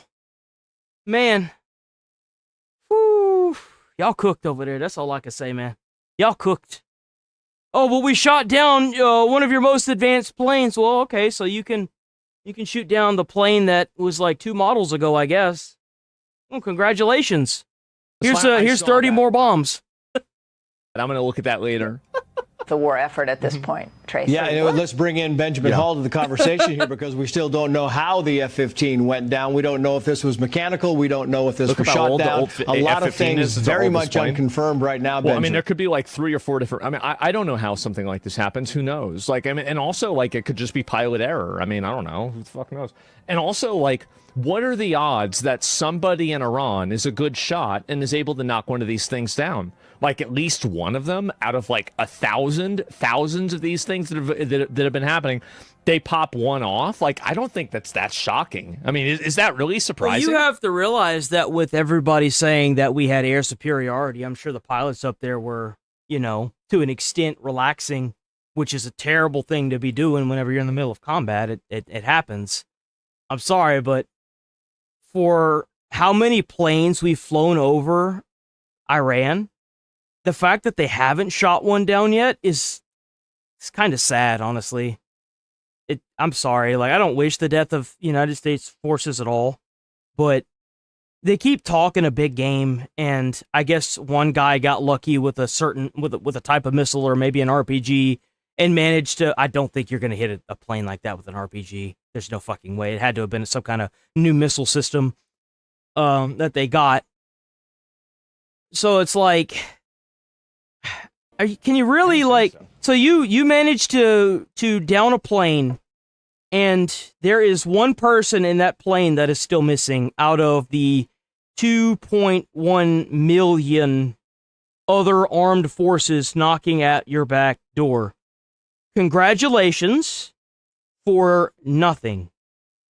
You've effectively done nothing. You've done nothing. Like, you do realize that, right? You've done nothing. There's nothing. That's right. And there's nothing there of sustenance. Like this nowadays, we are actually watching online and we're looking at some of the videos that are coming out. And you have to be really careful, of course, about Iranian state TV. But there have been images coming up with the agenda to see. We don't negotiate with terrorists, and I think Trump is fucking stupid for trying. On the ground, so it's clear that appears to have been fired and discharged, and no pilot near it. But look, from the beginning of the conflict, we have to remember that the U.S. moved quite carefully over Iran with its airplanes, and it began with sort of the B-2s and some of the higher flying planes as they knocked out and tried to get air supremacy. And there was a feeling that air supremacy had been gained at that point, and so it'll be really interesting to see how this plane was shot down. Now, Iranian state TV, and again, their state TV, must never take anything 100% from them, but they also put out a request. And that is true. If they manage to capture this pilot and they start parading the body around like what they did with Black Hawk Down, if you think the hell is just... I don't think y'all are ready for Americans to be willing to go. Like it'd be like 9/11 all over again. It would. Like that's almost exactly what it would be like. The last thing that the Iran government, and I think they know that, would want to do is parade that soldier around. Because if they do that, they are literally opening up Pandora's box. Because you will have even more people joining up. You will have even more veterans re-signing. You will have even more people that want to go over there. That is the last thing that they would want to do. Found these pilots, they would offer a reward of $60,000. That's 10 million local currency. That's it? Which is something that we haven't seen them say before, even though they have claimed that they've shot down planes before. And so there is a feeling that perhaps they are actively looking for pilots as well. And of course, this is a fear that so many people would have. If those pilots were taken, it changes this conflict in many, many ways. Now, we do not know at this point what has happened to the pilots, and we're watching very closely. But certainly, we know that the U.S. has been out there doing search and rescue as well. We've seen the helicopters in that. No. We can't end the entire war because of one pilot. I'm sorry. If they capture him and he's on TV and they're saying stupid shit, I'm sorry. Like, we've had hundreds of thousands of POWs in other countries. To this day, we still do. I'm sorry. I am. That is the cost of war. They should go even harder on these people. You have our soldier. Well, now we're going to start bombing infrastructure. We're going to take out your water filtration. We're going to take out your electricity. We're going to start bombing your capital till it's dust. Like, that's what the next line of targeting should be. Take the Strait of Hormuz, completely boots on the ground that island and take that island. Nuke the surrounding area, like nuke it. If they keep sending drones, nuke it more. If they keep sending drones, keep doing it until you nuke your way all the way down to wherever the fuck they're dug in at. Turn the area into glass. A part of southern Iran. Like, completely destroy these people. And so, look, we know that there's a search and rescue operation underway. Go harder. We know that the plane did come down. We know that the President Trump has been briefed, and we're waiting to find out more at the moment, Trace. Benjamin, stand by if you would. Seems pretty accurate. Lieutenant Colonel Darren Gobb, retired Black Hawk helicopter pilot, is also a battalion. What do you think is going to happen if America pulls out? If America leaves Iran right now, and Iran keeps launching ICBMs into the heart of Israel, Israel's going to nuke them.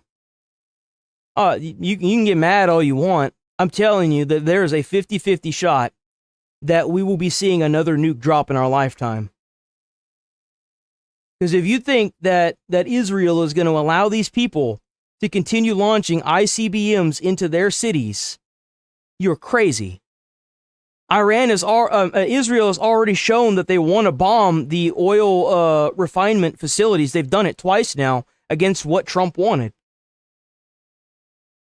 Like, it's gonna happen. If it's not gonna come from us, well, like not the nuke thing, but if we don't bomb these people into submission and we leave, there's a high probability that Israel will be bombing civilian targets, even nuking them into submission. Like there's not a day that goes by I still don't think that. There's a 50-50 chance this will happen if America leaves. Colonel, you look at the plane and what Benjamin is talking about there, and there's some pictures of the ejection seat on the ground. There's no pilot near it. It's kind of a good news, bad news scenario. Yes, I did say that. The missing pilot did make contact with, I don't know if it was like the Air Force or military people. They have made contact, and that happened yesterday, not long after the downing of the plane. That they're still alive. We weren't told any details behind it. We don't know anything yet. The pilot appears to have survived the. I mean, 9/11 also is another good example where a lot of people were not particularly this fighter.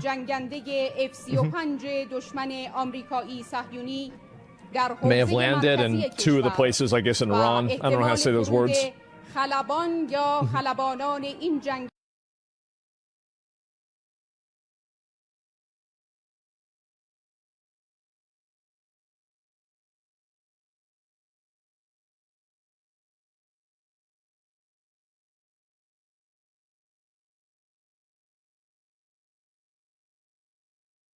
And here we have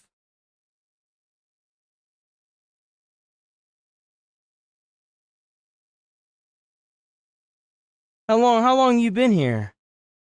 A year. You've been here for a year? I don't give a fuck about Israel either. I'm telling you what's probably going to happen if America leaves the war.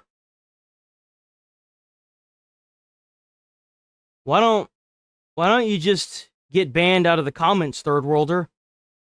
Coming into comments and claiming that you're you're an American, and then saying I should enlist. You know how many third worlders I've banned out of my comments that have said the same thing? They give the game away. You give the game away when you do this, by the way. You give the game away every time when you do this. Every time.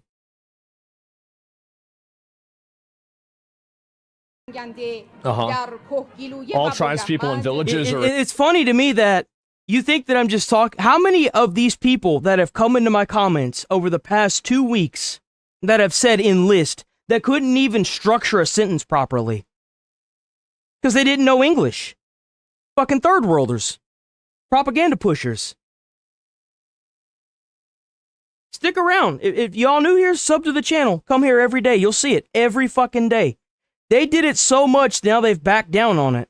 Because they wouldn't know how to structure a fucking sentence. And then they immediately say enlist. And then they're like, well, in my country, you dumbass. What, now that you're coming into my comments and saying, I'm American, you should enlist? That's gonna change? Dude, anyone can lie. Come on. Come on. Requested to cooperate. It's not necessarily what you're saying. It's how you're structuring your sentences. It's what you're doing. It's what you're saying. Even if you're like, well, I'm an American and you should enlist. It's like, no, you're not. You're not an American, man. Come on. If you were, you would know that what you're saying is just stupid. Oh, well, you should be on the front line. They've only sent over like 5,000 people.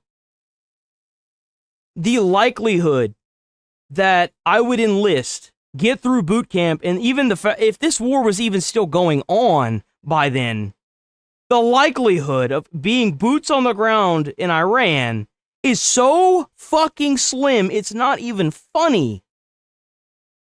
With the military and law enforcement. That's how I know you a third worlder. You sitting there saying stupid shit you know nothing about. You don't know American culture. You're making assumptions.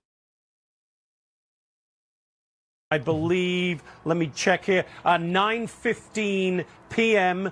In that area. 2 rescue helicopters Iran. also got fired out? Pitch black. Well, I mean, obviously they're going to fire at the helicopters. I mean, like, if you shoot one of their guys down, isn't that like, I mean, think about, like, you're Iran. You, somehow, a plane goes down. Maybe you shot it down, maybe you didn't. Let's assume you shot the plane down. This is your big chance to capitalize. Mm-hmm. Like, you were going to say, all hands on deck, bring the RPGs, get the fucking lawnmowers, fly them up there, and do as much as you can, right? Exactly. It's big day, big day. Exactly. We got... And that's what they're doing right now. I mean, that's why you saw a bunch of the IRGC members using, like, handguns to shoot at helicopters, because, like, now's their... And so... it's kind of funny that these people have been bombed to the fucking Stone Age so much that they're using handguns to shoot at Blackhawks. That shit's funny to me. I'm sorry, like, you can talk a big game, but whenever you're standing out in the middle of the desert shooting a fucking handgun at a Blackhawk, you've lost. Like, I'm sorry, dude. It's over for you. it's basically over. I mean... come on. Yeah, look, here it is right here. We went past it. Shit. You're about fast. Safely rescued. That shit's so intimidating. Just imagine you're doing your own thing and you see that big fucking armored tank flying around in your city, bro. That shit's terrifying. I mean, the only thing got certain they haven't explained. That's what I really. Here you go. This is in Iran. Look at that big bastard. Bro, that shit could level a city.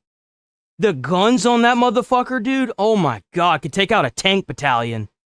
They've FTD's word in near Strait of Hormuz. You see one of those big bastards flying around? Man, ain't no cover you gonna get too fast enough, I tell you that. On surface to surface, a slingshot to a rocket is also that? Yeah. Yeah, I'm just trying to understand this, right? It's hard to know. Here's a video of Iran police firing at the helicopters. Okay, let me pull this up and see it. So like, just from that distance, dude, that's enough to, like, fucking level that town. Okay, let me pull this up and see it. That's some scary shit. So there's one more of these to look at. Holy shit. Shit. I'll be saying the same thing, bro. What you gonna do, hide in your little shit shack? Man, them bullets would eat through that like it was nothing. Yeah, bro. I feel shit. Yeah, and I said, man pads. Yeah, bomb them. Well, you shouldn't bomb them. I mean, I would wait to see what's actually happening, right? I mean, nobody knows. Yeah, this is what I was talking about. Like, I'm sorry, but when you got Blackhawks helicopters just flying around in your cities, in your towns, in your country, and you got the IRGC, or what you would consider the police, shooting at them with small arms fire and handguns, bro, you're cooked. Like, you're just done. Firing small arms at a pair of USF searching for the down. Oh, this is them shooting at them. Is that it? Bang, bang, bang. Yo, it's low-key just like what I was saying with the Avatar film. There's people over here with bows and arrows, and we got motherfucking spaceships. Oh, fuck you. Get out of here. Get out of here, man. Good job, guys. Small arms can't reach. Oh, there's another one. Shoot at him again. I wonder if it really does any damage to those airplanes. I mean, I would assume not, right? Yep. Probably not, right? It could. I mean, I would say theoretically, like, what if you hit, like, exactly the rotary system? Like, you must be able to do something. Oh, that's like a level 1 trying to shoot at, like, a level 30. If that was Elden Ring, bro would be cooked. Like, I don't know. I'm not sure it's confirmed that Iran shot it down. I can't be 100% sure. I mean, the expectation is that Iran... God damn, bro. Woo, shot it these down. people cooked, man. Like, I would say, I mean, definitely it's a high You know, like, what better time to show your military force after an F-15 gets taken down than to immediately load up all the guns, all the flying lawnmowers, apparently all the small arms fire, and, like, take out as many targets as you can? Oh, what happened? You know what I'm saying? Like, what happened? Down an F-15. I did see this. The missing F-15 jet pilot, don't worry, we'll find him.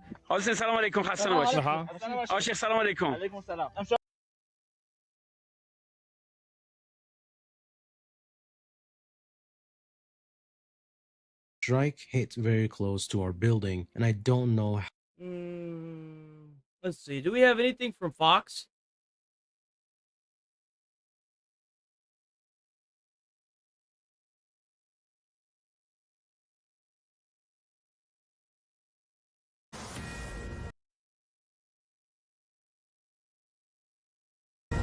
Iranian officials placing a bounty on the head of the second U.S. crew member lost after an F-15E fighter jet was downed over enemy territory. Search and rescue teams working through the night, but the clock is ticking. And with every passing hour, this search becomes more consequential. President Trump stopping short of saying how the U.S. will respond if our airman is captured by Iran. Retired Air Force Brigadier General John Tykert is a former... Bro, it's going to be just like when they got Maduro. Ain't gonna be a shit shack over there that they're not gonna fucking find and blow wide open to get that man. I promise you.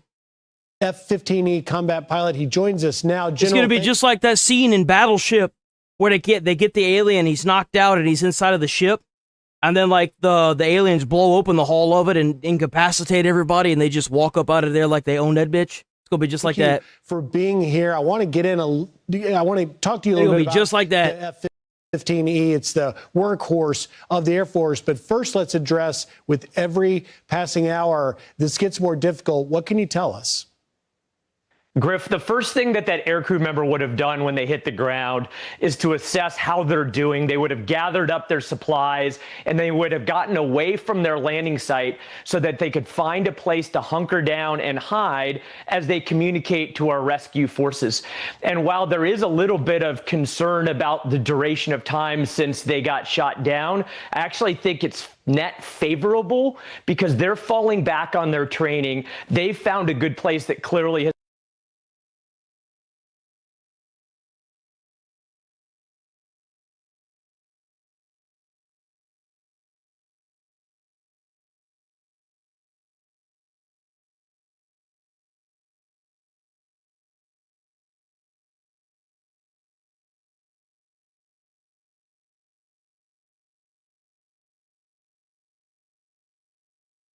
Bye. Talk about white America. Has indicated they haven't been captured by the adversary, and now the forces are just trying to find the right time and the right way based on the terrain and the disposition of enemy forces to rescue our downed crew member. That's a great point, and we can show you a map of where we believe that F-15E went down in the Khuzestan region, but of course that Zagros... Americans are complete badasses when it comes to their military operations. I mean, that's the whole reason why NATO should be terrified if America leaves NATO, because they're already dragging their feet with this. Just imagine if NATO actually needs help and America's not part of NATO. Like, you don't understand, like, America's putting more money into NATO than any other country, and then America's got the biggest military to offer to NATO than any other country, and the most technologically advanced military as well. You really want to throw it all away because you don't want to drag your ass down here and secure the Strait of Hormuz. Are you really willing to throw that away? Mountain range, very difficult terrain to navigate, but because of the pilots... There's not going to be a shithole in that entire country that the American government won't find and crack it open like a fucking beer can and get that person out of there, I promise you. SEER training. If they do capture this person and they're not killed immediately, I can almost guarantee you they're going to get this pilot back. Evasion tactics he's learned hopefully has gotten him to a place where he can wait for the CSAR teams to go in there. But I want to ask you about the fact that this F-15E was shot down. And then, of course, in a separate incident, that A-10 Warthog down. So they going to get him right now. I guess they figured out where he was. Did I hear that right? Down in the Khuzestan. Been captured by the adversary, and now the forces are just trying to find the right time and the right way based on the terrain. So they know where he's at. They know where he's at. Okay. Position of enemy forces to rescue our downed crew member. That's a great point, and we can show you a map of where we believe that F-15E went down in the Khuzestan region, but of course that Zagros mountain range, very difficult terrain to navigate, but because of the pilots' SEER training, the survival and evasion tactics he's learned, hopefully has gotten him to a place where he can wait for the CSAR teams to go in. I'm spot on, because I'm just saying what everyone else is thinking. A lot of people are a lot smarter than they think they are. If you see a situation and you tell yourself, I bet that's going to do that and that's going to do that, and then it starts doing it, it's probably because you just know more than what you're leading on. I mean, like, a lot of people have really high common sense or really intelligent. They just have never been in a situation in which to exercise it. The more you use a skill, the better at it you will be. There, but I want to ask you about the fact that this F-15E was shot down, and then, of course, in a separate incident, that A-10 Warthog down near the Strait of Hormuz. Does that challenge the Pentagon's claims that we have this air superiority? Griff, I think it's important to realize that they shot down an F-15, an F-15E, but I mean, they already know where the pilot is, so they're gonna do what they can to get him. I think that's what this guy is saying. From what I heard, that's what it sounds like. They're waiting for the time and I guess the place to go in and get him. Extremely complex and difficult look easy. And in the last 5 weeks, it has not been an But I mean, like, given that it's been a month, they're doing a damn good job over there. Every person that's fighting in this war in Iran right now is doing a damn good job. They are doing a phenomenal job. Permissive environment. It is a determined adversary with extremely high quality threat systems. And I just think it's been a testimony that this is a very difficult mission and you never have complete air supremacy. And I actually think it highlights the fact that our forces are so amazing that it took 5 weeks before we saw.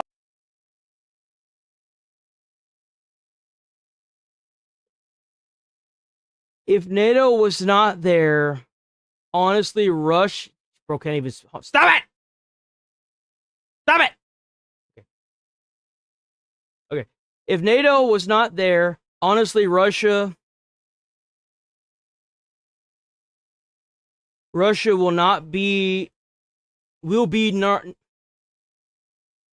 whatever the fuck that means. One, I would assuming he's saying number one in world. You know that, do you understand that if NATO was not with USA, you will not be nothing? Do you know that World War I and World War II went on for a while? But it's weird how whenever America stepped in, the war ended. Weird, ain't it? It's odd how that seems to keep being the reoccurring factor.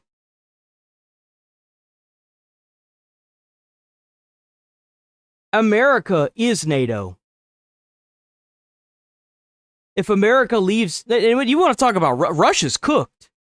Russia's losing ground to the Ukraine. That's why they haven't helped out Iran. You know how many civilizations have gone under because they decided to send military and spread it too thin? That's why they're not doing anything, because they know damn good and well that there's no fucking way they can do that right now when they're combating the Ukraine. There's no way. And they're losing ground to the Ukraine. That's the crazy part. The Ukrainian war has shown how weak Vladimir's control is even over his own army. The only reason why America hasn't stepped in with Russia is because they have nukes. What do you think is going to happen if this schizo civilization that's over here bombing all of its allies the second they get hit by a missile is going to do? They're going to start bombing. They're going to start nuking people all over the world. Now, I don't know about you, but I don't think we're being as hard on these people as we should be. We need to leave NATO permanently. We need to make a new organization where people pay us to help out with their conflicts. Since we've been paying the most into NATO and we've got the biggest military, we need to leave it and make up our own organization where the other countries can pay us to be part of it. Why the fuck we paying them a goddamn dime? We got the biggest military. We the ones that stepped in and ended World War I and World War II. What you mean? What the fuck we doing? We should be out of fucking NATO. NATO's a joke. That's right. They thought they were going to walk into Ukraine and take it, and they fucked up big. They are finding out right now that people are willing to die for their freedom. Exactly. Fuck NATO. NATO has done nothing but fuck us over constantly. Even now, with the allies that aren't willing to step in and secure the Strait. They aren't willing to step in and secure the Strait of Hormuz for their own oil. These people aren't willing to step in to make sure that the gas pumps for their own people aren't fucking $9 a gallon. You know you can't expect these fuckers to step in and help during anything. Why are we part of NATO? They're useless. They're dragging their feet. Saw a situation like this. It's been 24 hours, General Hell with NATO. since this happened, and the Pentagon... You know who was giving us support? Japan. And you know how we won against them? We dropped 2 of the biggest bombs. And they say that these radicals, you can't make these radicals understand. You talk about the same group of people that would kamikaze pilot into naval ships to blow them up. You talk about the same people that would dislodge grenades and have them in their hand and run at American soldiers. They would do themselves in when they started losing ground on the battlefield. And you know what we did? We dropped 2 bombs. And what did they do? They submitted. And now they're one of our greatest allies. Don't tell me it can't be done. It's been done before. History has proven you wrong. Maybe you should get away from the comic books and start reading American history. Has been silent. By the way, we're here every day, even tomorrow, even though it's Easter. Every day, 8 a.m. to 11:30 a.m. Every day. Central time, by the way, because I'm in Texas. Every day. Has been tight-lipped. What do you make of that? Griff, I'm so happy to hear both the administration and the Pentagon and U.S. Central Command being so concerned about operational security. The only way this downed crew member is going to be recovered safely and the combat search and rescue forces are going to be safe in accomplishing their mission is if they fall back on their extensive training and there is exquisite operational security. We're seeing that out of all entities, and I'm happy to see it. In just in the last 10 or 15 seconds. Same here, Houston, man. It should say that on the stream. I'm in Houston. Houston. I am a cold-blooded patriot. If we gotta nuke a race of people to make sure America stays supreme, it wouldn't be beyond me. Like, I'm sorry, but if you've got a bunch of people over there that are capturing soldiers, killing soldiers, that have been doing it for 47 years, they kill 45,000 of their own people, it's time for you to go. It's time for you to ride the missile into hell. It's time to go. Time to go bye-bye. These F-15Es play a critical role. They do. They are multifunctional. They have air-to-air capability. They're very... W people from all over the world, too. I look forward to watching Rupert Lowe restore Britain. Japan is already doing that with their country, with that new lady that just got elected overwhelmingly on her immigration policies. We are seeing a massive shift in the atmosphere around the world. So don't think that it's just America. I see you people that are in y'all's foreign countries that are dealing with the same bullshit we were, and we still are. I see you. I understand. We all know what's going on, but they're going to try and censor you and tell you that you're crazy. It's okay. That's why the silent majority keeps winning. Flexible in the type of targets that they can strike. Keep being aggressive. It's working in our favor. F-15E Strike Eagle combat pilot, but those crews are incredible. Your days of colonizing Western countries are coming to an end, and it doesn't matter how many times you cry in an internet chat. Okay? W10! W10! By the way, if y'all donate, I always... Dude, I keep pressing the wrong mouse. I always pull it up, try to show it the love it deserves. W $10, by the way. W $10. Oh, wait, stop, come back here. It's always broken for me.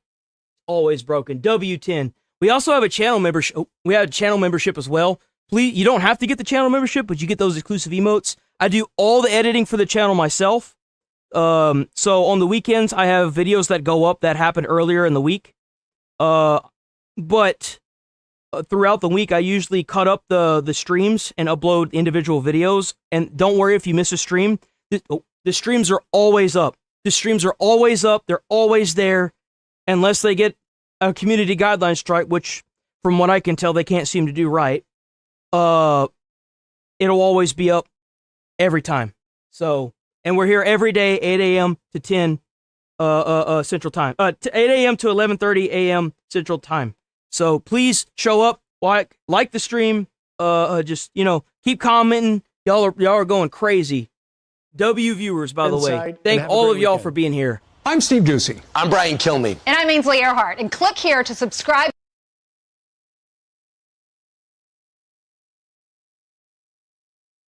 What a fucking schizo. Hold on. No. Oh, bro. Dude, I'm totally going to find that video and react to it on next Friday. Now that I got permission from Chris Hansen to react to his videos, I'm going to find that video. I'm going to do it.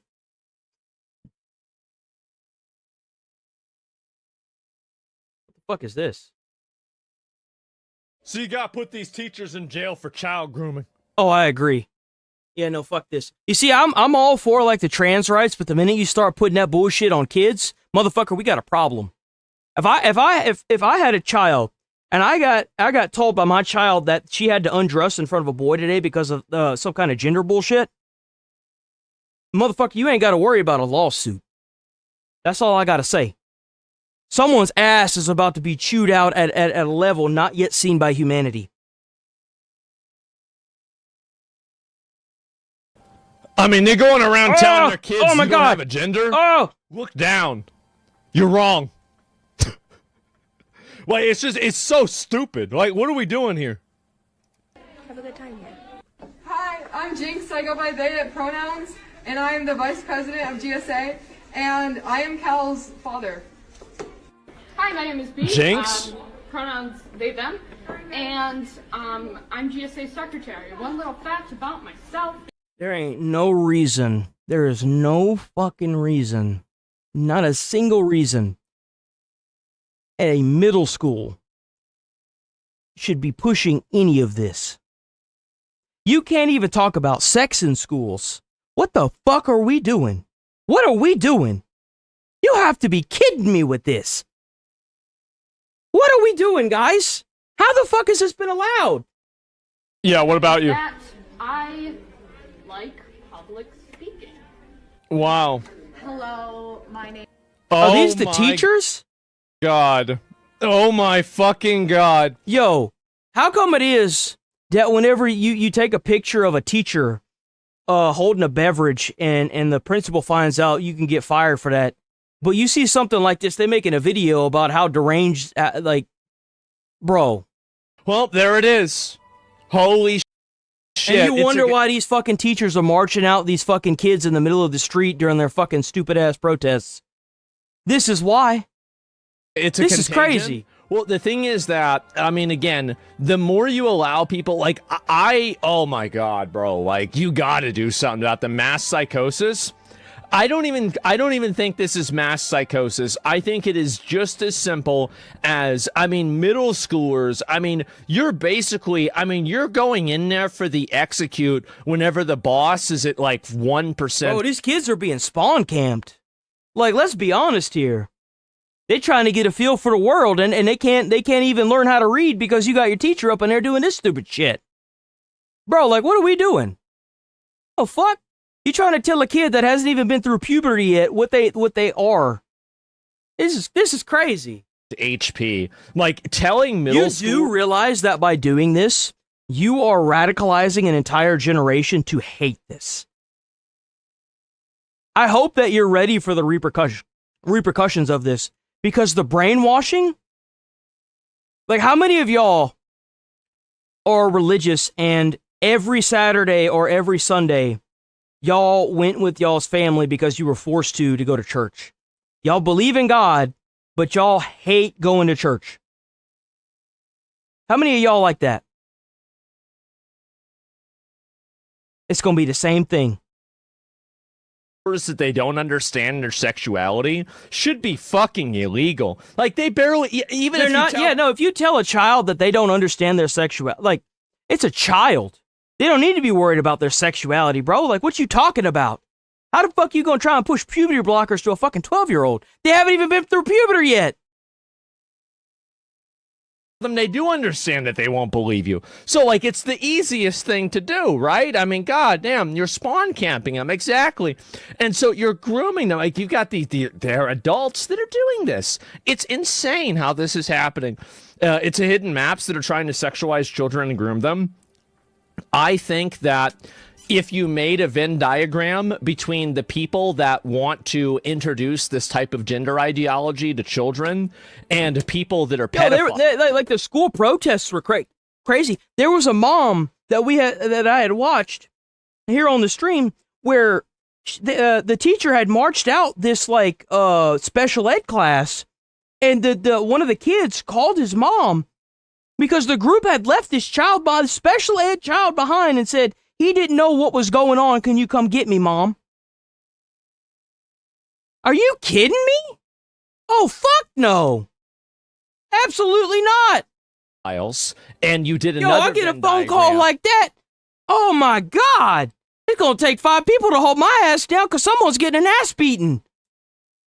Of the general population and pedophiles. I think the people with the gender ideology and pedophiles, those two circles, they'd be closer together. My name is Asher Rohan, depending on where you know me from. Asher Rohan? What, from Lord of the Rings? And not like left behind in the classroom, out on the street.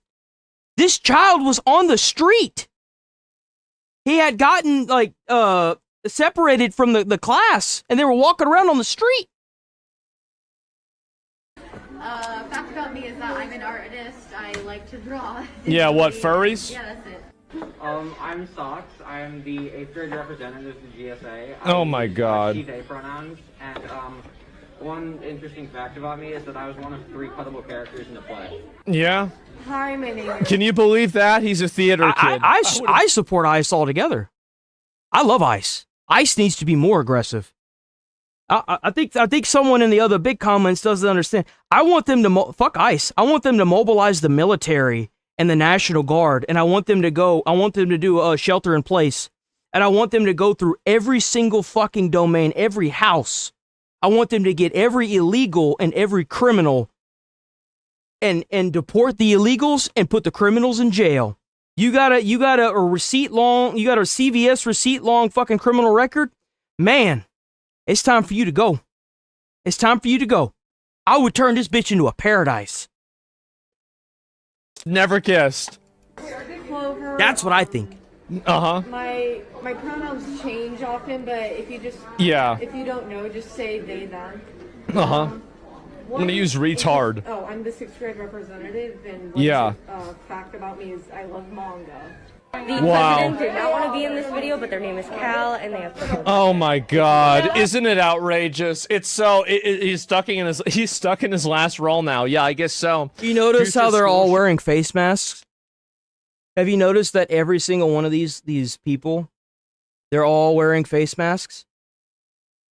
Yeah, every single one of them. Why would you be wearing face masks? Man, if you're going to push this propaganda, I guess we're just going to have to ban face masks, aren't we? You know, if I apply the logic that you try to use for these federal agents, technically it's illegal now, isn't it? Computers? I mean, maybe some of them. Are you scared of being doxxed and harassed and fired from your job? Oh, damn. That's crazy. Huh. Sounds oddly familiar. It's again, I think it is the unsupervised, uninhibited interactions that are sexually charged with adults. I mean, I don't see how any reasonable good person can think that it's a good idea that you have a bunch of random teachers that are going around telling your kids they don't know what gender they are. Like, it's fucking ridiculous. Absolutely insane. I would pull my kid out of that school so fast. I would sit down and have a talk with that principal. I would tell them, you either going to make this stop, or I'm pulling my kid out of here so fast your head's going to fucking spin. That's the alternative. Hell no. Like, if you're 19, if you're 21, if you're 18, you know, you're an adult, right? You can vote, you can sign up to be in the military. Yeah, if you're 18 and you want to go get your ding-a-ling chopped off, that's your business, man. Great on you. But you ain't gonna do that to a kid. Absolutely not. Absolutely not. God. Like, you can decide what gender you are at that point, right? You want to go through trans surgery and do that and, you know, go through all this crazy shit? Go ahead. Like, who gives a fuck, right? I don't care. But the problem is whenever you're doing it and you're 12. That is the issue. And the problem with that is that they learned all this vocabulary from an adult. Yeah, they did. That's what the issue is that the kids are like, they're like parrots, okay? I mean, let's be honest here. They're gonna, like, I've been a child, everyone's been a child, like, you're gonna hear something, right, and you're gonna say it in front of your friends, and then you're gonna accidentally have that one friend that doesn't know how to fucking talk, and then they're gonna blurt it out in front of a parent, and then the whole group is in trouble, right? Because it's obvious that the child learned it from somewhere, and as much as you want to slap that person and be like, what the hell? You can't, because he's your friend, and, well, let's just say it's personal experience. They heard it from somebody. That's where I'm going with this. Now, I know that, you know, public school being public school, they're going to hear a lot worse things than they're ever going to see in a movie. But at the same time, when it's coming from an adult, that has a major impact. That has a massive impact on development. Because you're telling your child to go to school and learn everything, be good at school, get all A's, make sure you're good to the teacher. But at the same time, you've got a teacher that's trying to push this down their throat. There's a problem. There's a massive problem. Spawned in? You think this just happened on its own? That they just all came up with these ideologies and these perceptions on their own? No. These are people, like, if these people didn't have internet access... Well, thanks for the Silver Star, W. Oh, I got 2 silver stars, W. The answer, in my opinion, is obviously a no. So if you have internet access that is enabling these girls and boys to have this like fucking myopic, deranged view on their own sexuality, I think you've got a pretty big problem. No public funding, though? Yeah, go ahead. Don't expect me to pay for it? Well, yeah, obviously. Like, I mean, yeah, let's... Do I think that we should pay for cancer treatment or trans surgeries? Do you want to cut a cancer off or do you want to cut a dick off? Ah, geez, guys, it's a really hard decision. And so, yeah, I think everybody's on the same page.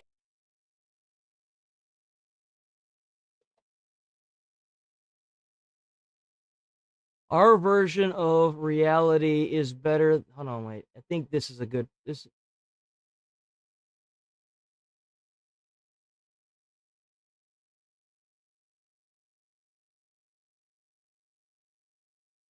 I have the hoodie on because my ears get hurt by my headphones, bro. Like, my ears hurt whenever I don't have the hoodie on. These headphones are ancient. They had the padding's cooked. It's cooked. Like, I have an actual reason to wear a headphone. Fucking hurts my ears. Admin making money, commenting, and Hoodie Boy making money, commenting on Asmon. Go figure. I'm sorry that I found something that works. Maybe instead of being in my comments, you can go off and make your own YouTube channel and slowly but surely bake your own audience like you're trying to do to mine. But unfortunate for you that, you know, instead of doing that, you're in my comments sounding like a dumbass. And you sitting here making fun of me. You're making fun of my looks, but you're not attacking my argument. Instead of making fun of me, why don't you attack my argument? What's the problem with my argument? My argument for the face masks was that they want to make it illegal for ICE agents to have face masks, yet they're so willing to do it for themselves. Yeah, there's a valid argument there. And if you don't get that, it's because you're too goddamn simple-minded to understand that. What's the matter? Am I putting wrinkles in your brain and you're fighting back? You mad, bro? You don't have an argument. Really? You know what I love about the internet? Is that whenever you say something that everybody else thinks and people start agreeing with you, they have to attack you. They have to belittle you. They have to say that you stink, that you don't shower, that you wear the same clothes every day, that, you know, you have to stand out in the middle of the street, throw rocks at federal agents. You have to dox them, vandalize their vehicles. You know what I get to do because I'm just speaking the truth? I get to sit my fat ass in this chair and do this 7 days a week and make fun of idiots like you. I don't have to call someone a liar for an argument. I can just attack the argument. I don't have to sit here and call people names, though it's fun. I could just attack their argument, and then the people that are watching will see how stupid you are. You sell the game. I'm just bringing you up front and center for the chopping block, that's all.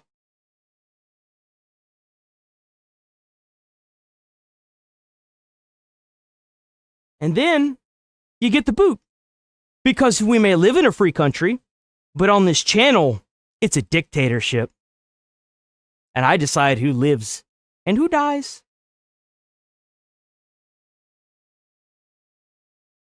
Page with that. But I've seen this, and I think... Thank you for making content for me. Oh, are you mad? Oh. Like, again, how are we not going after these people? How are we not going after the students, and not the students, excuse me, these are kids, right? These kids are victims, really. I mean, they're victims of this. They're victims of grooming. The rage bait. Oh, the rage bait. Now we see them. I see you.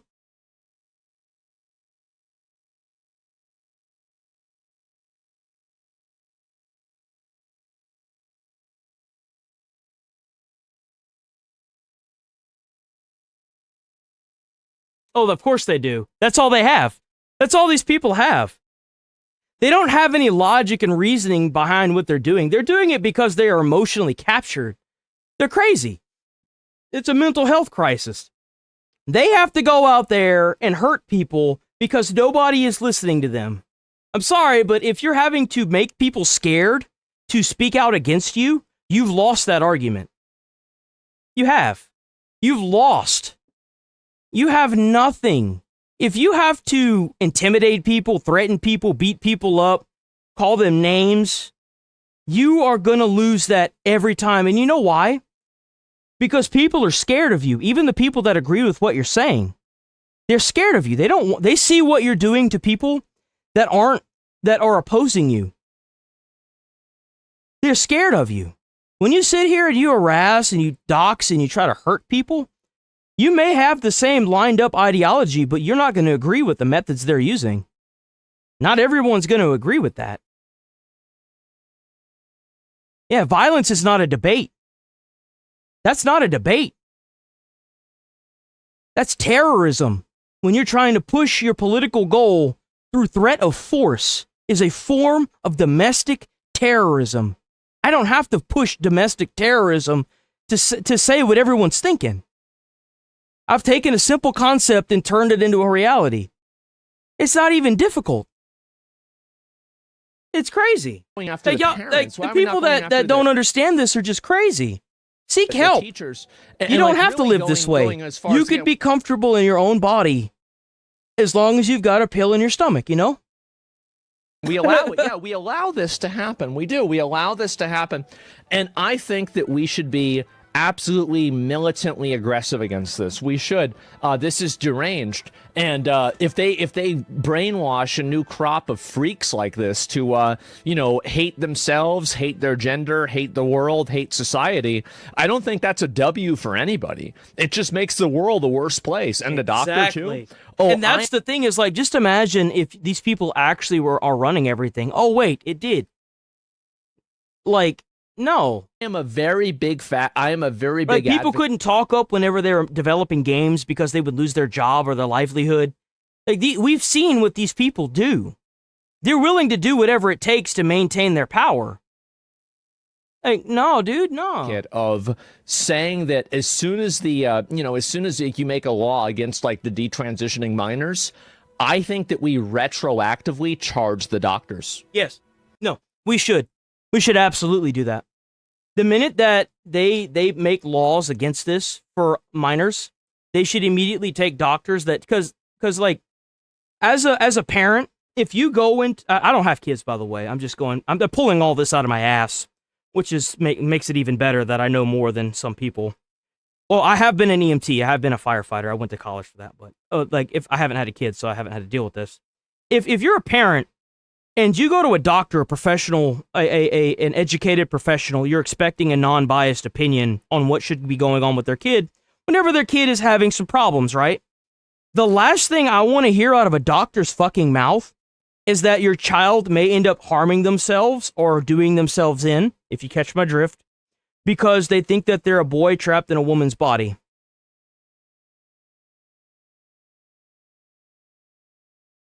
I'm expecting a professional opinion, and you're telling me that, and you're putting this narrative on it that if I don't do this, they're going to harm themselves. You've lost the game. You've lost the sauce there. I'm sorry, but y'all need to go to jail. Fuck y'all. Y'all need to all be rounded up and put in work camp jails. That's what we need. This is crazy. When you sit there as a medical professional and you can't answer to the Supreme Court what the difference between a man and a woman is, you need to lose your license. Because at that point, you can't use your medical profession. You can't use the information that you went to college for. You are using your own ideology and you are becoming corrupt against your original purpose. You're supposed to be an educated doctor. That's what you're supposed to be. A doctor that people can go to and have a non-biased opinion on what's fucking their life up. And the first thing that comes out of your mouth is that? No, absolutely not. Absolutely not. I think that we do that. Zero tolerance to this. We charge the parents as accessories. I think you go as far as you possibly can. Yeah. Scorched earth. 100%. Why, I'm talking about scorched earth. Yes. Like, yes. People will say that it's unfair, and I'm going to say good. It should be. It should be. It was predatory by nature. When you have a parent that is looking up to you for advice, and you give them that advice, fuck you. Fuck everything about you. It's predatory, and it was unfair for them and that child that now has to walk through life with that. Fuck you. Good. That's what you get. You shouldn't have done it. You shouldn't have done it. Transitioning to minors, not detransitioning. Excuse me. Yes, transitioning. And do you think history will go back at this and look at that the same way they look at lobotomies? I think that the idea of a person being trans and thinking that they're another gender. So to the extent that, and we'll get big picture for a minute here, right? So if we ever... These smooth-brained lefties are so emotional. You lose your credibility every time you say, hold on, time you say fuck y'all, every time if you're doing a reaction, then let the fucking video play, dog. I've never disliked a YouTuber more than you. Well, then why are you here? Why are you here? Here, let me help you.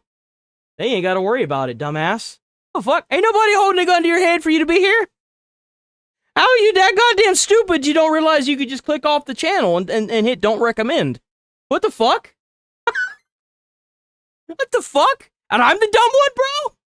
What you just said is like brain dead. Like, it's like the fucking, hey, come on. Where the digital... Hey, there's too many spood brains out and about today. Expression of a human being is don't think too hard, y'all might hurt yourselves, man. Damn.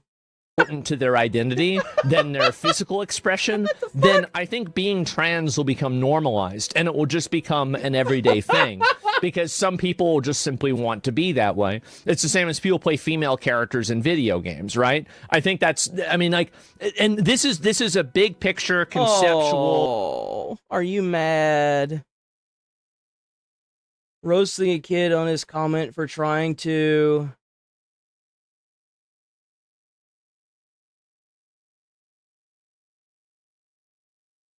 Things pass within a week. If it is still persistent, then go.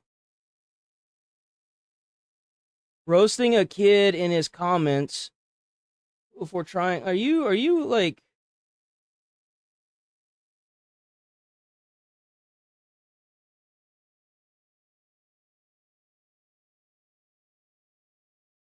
I think there's something, I think maybe that might be a misunderstanding.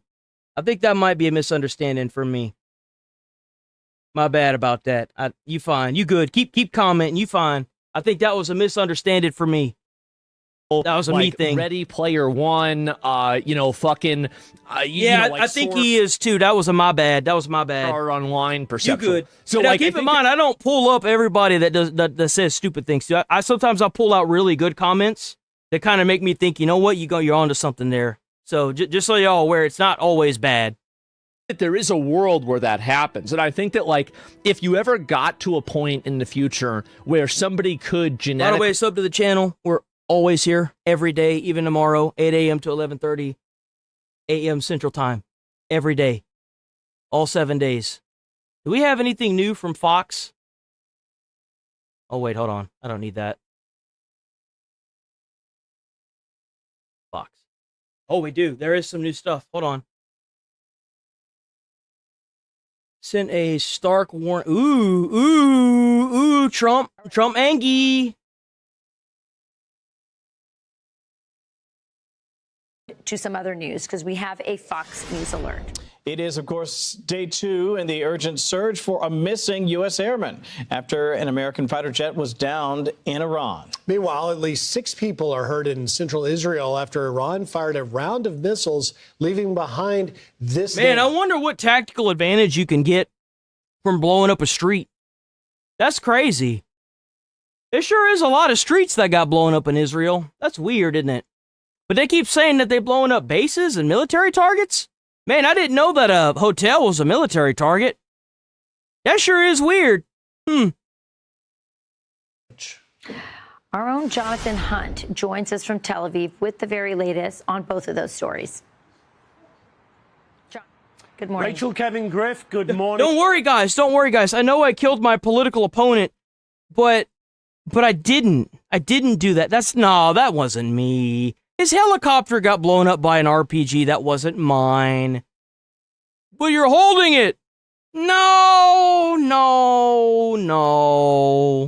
Not I. All of you, the Iran's military command has just announced on state TV that they shot down the F-15E using a new air defense system. And they say they are confident that that will ultimately give them, the Iranians, control. No. We didn't kill 45,000. No, we didn't kill 45,000 people. Then why'd you turn off the internet? Well, you see, what had happened was of their airspace. That would, of course, be a monumental shift if it were to happen. There is obviously always some bravado and bluff in Iranian state TV commentary on this. But the search, meantime, goes on for that missing crew member from that F-15E. We have seen on Iranian state TV pictures of some of the wreckage, pictures of the ejector seat believed to have been used by the pilot who was successfully rescued. But the weapons systems officer sitting in the back seat of that F-15 is still missing at this point. The F-15E went down over southwestern Iran, a remote mountainous area, not an easy area in which the U.S. search and rescue teams can operate. They came under small arms fire, some of the helicopters and fixed-wing aircraft involved in that search. Two of the helicopters, as we understand it, were hit at one point. Crew members injured, but they did make it out to nearby Iraq safely.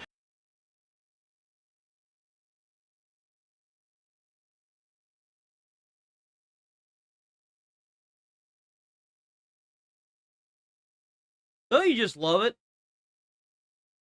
Don't you just love it? Immediately attacks me instead of the argument. Don't give a hell, get out of this dumb war. It's not dumb. These people have been killing and capturing American soldiers for over 47 years now. I'm happy that we have a president that's willing to go there and bomb the fuck out of these assholes. When you sit there and systematically genocide an entire group of people, 45,000 strong, and you turn off the internet so that way you can roll around on ATVs and start killing people, and you decide that you're gonna lower the age of signing up to 12 for kids in your country, and you celebrate underage marriages, it's time for you to get what's coming to you. Why should we be taking these immigrants in when we could be fixing their country? That's my view of it. We need to be stronger. We need to hit these bastards harder. We need to be ruthless with these people, because they would do the same to you. And as we understand it, those crew members They've been screaming and crying, saying death to American and Western culture for 47 years. Well, now you getting bombed, bitch, by the 47th president of the United States of America. God bless America. You get a bomb, and you get a bomb, and you get a bomb. Everybody gets a bomb, bitch. Meantime, we also have learned that an A-10 Warthog with the U.S. Air Force also went down. That went down. And Cuba's next. But they already roaching out. In the Strait of Hormuz, we are told the pilot successfully recovered. And finally, back to the action we have seen here in central Israel today. A couple of missile alerts coming in. One, the most recent one, we were live with you at the top of the last hour. That thick black smoke we saw, we thought it might be a direct missile.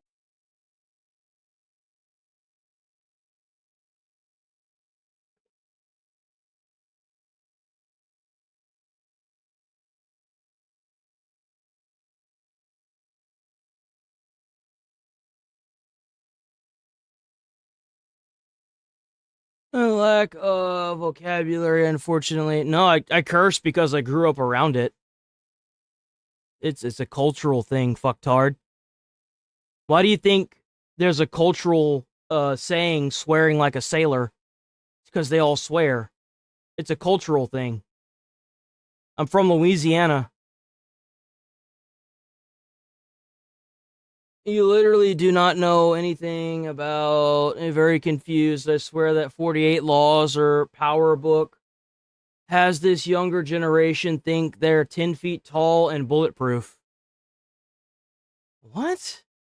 Younger generation? I'm 31, you dumbass. I'm a millennial.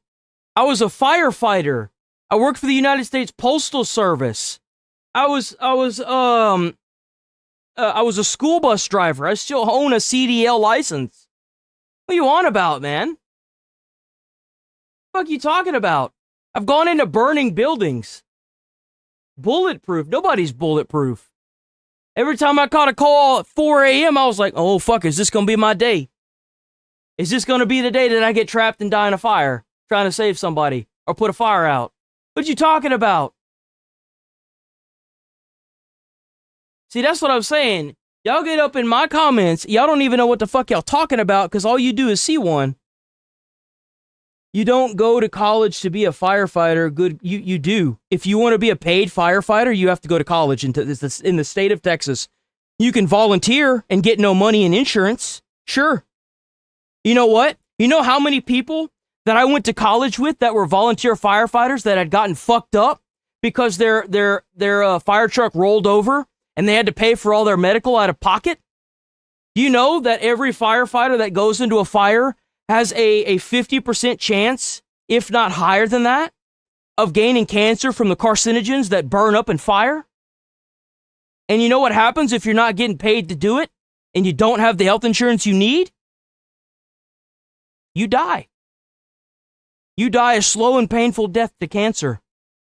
As a firefighter, if you're paid and you're on the insurance, not only is it free for you, but it's life coverage. So even though I'm no longer a firefighter, if I get cancer from my service, I'm covered.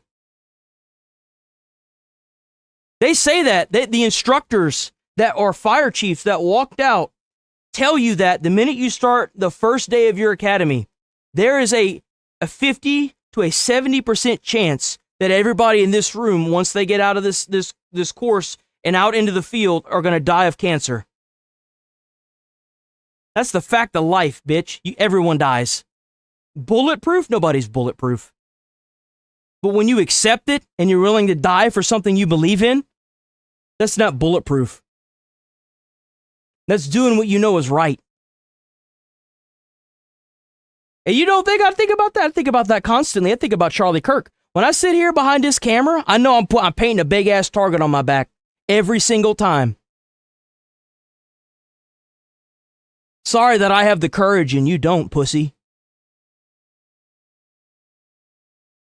Missile strike, turns out it was actually the result of one of those cluster munitions, so a smaller strike than a direct missile itself would have been, but it hit a car. The fuel tank of that car exploded, and as you see there, that's what sent that smoke billowing into the air. But a number of people injured in the two strikes today. A demonstration once again that Iran retains the capability to hit. I've already gotten, I upload to TikTok. I've got like 30,000 over there too. You realize that I've already gotten, like, that you can upload pictures and comments. I've already gotten pictures. I put it in the Discord. I've gotten pictures of them with, like, showing a picture of, like, the red dot. And then below that was Charlie Kirk's, like, high school mugshot. Every day. Every day. Israel, and of course, to hit its Gulf neighbors too, as we approach President Trump's Monday deadline, remember, for Iran to reopen the Strait of Hormuz or face the destruction, as President Trump put it, of Iran's energy infrastructure. Back to you guys. Well, Thank those you, Jonathan. cluster munitions are terrible as well. Jonathan Hunt, thank you. With that, let's bring in Saturday in America anchor Kayleigh McEnany. Kayleigh, good morning. You do know how you make things stop popping up in your feed. I don't know if you smooth brains understand how things work, but if you engage with content, if you leave a comment on it, it's going to pop up more. I don't know if you're just too damn stupid to look that up, but you can also just hit the 3 bars right here. There's a way, it's usually the 3 bars on shorts. And it should actually be on the stream. And you just hit, don't recommend this content. That's all you got to do, man. No one asked you to be here. You obviously care about what I'm saying.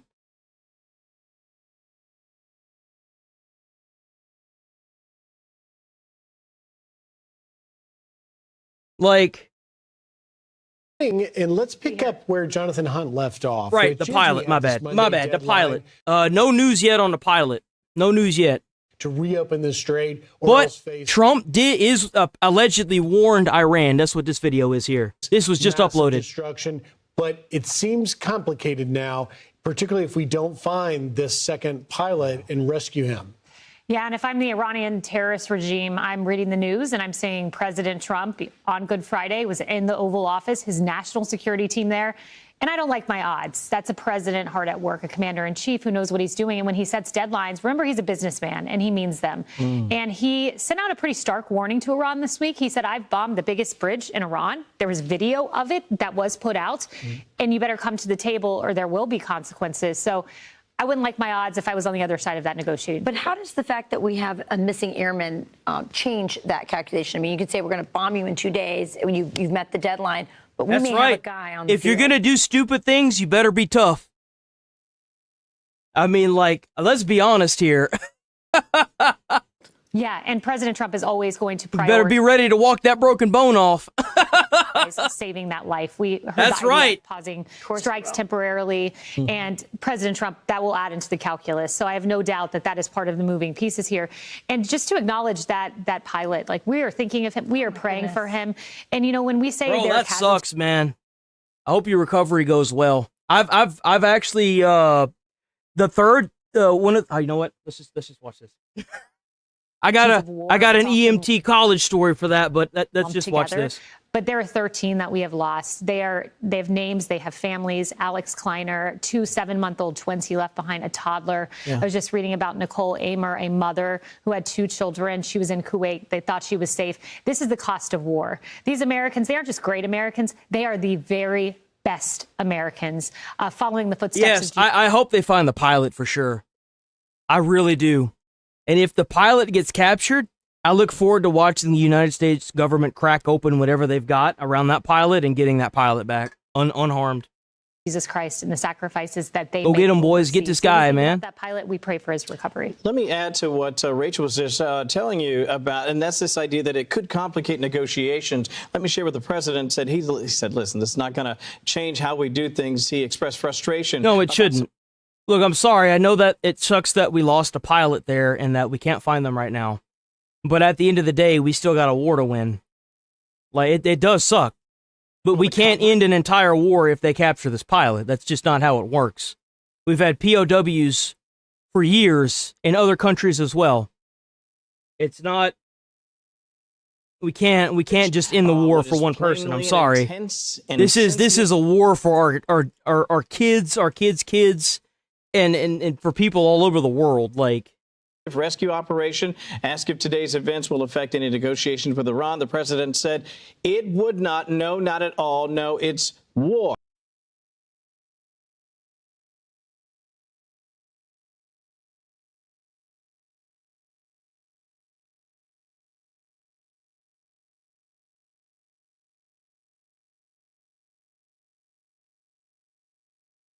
We are in war. Did I do that? One would imagine that they better be careful on their side of this thing, because let's face it, Kaylee, if they capture this person what the war? What is the war good for? Is that what that question means? Oh shit! What the fuck just happened? What just happened? Oh.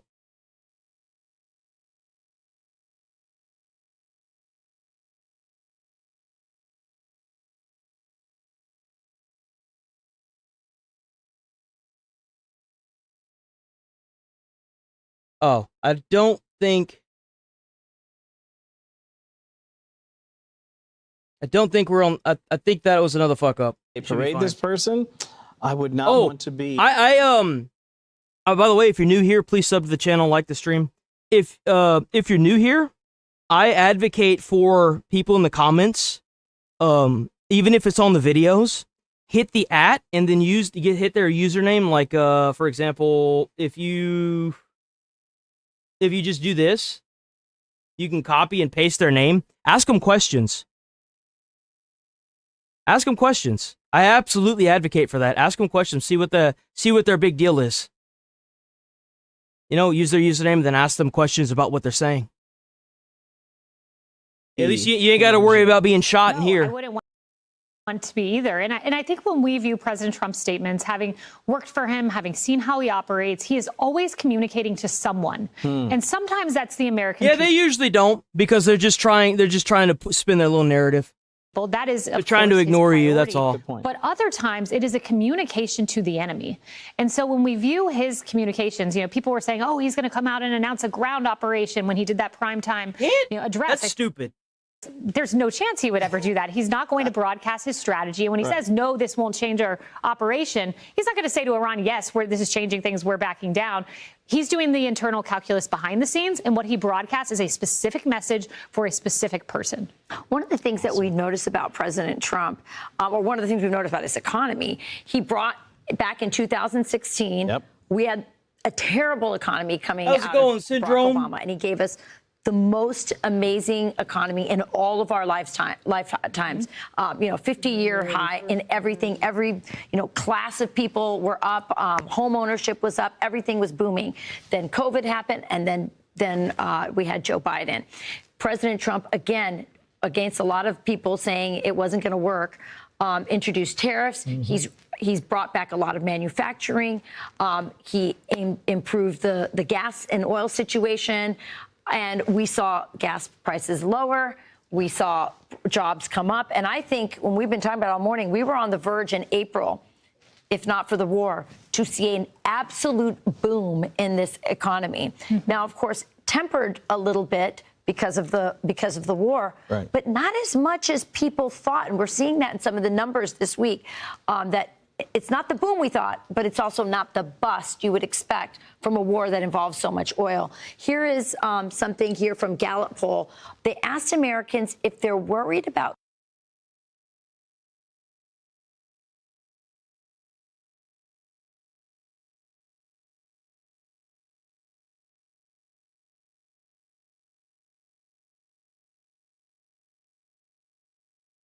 What the fuck's going on with the chat?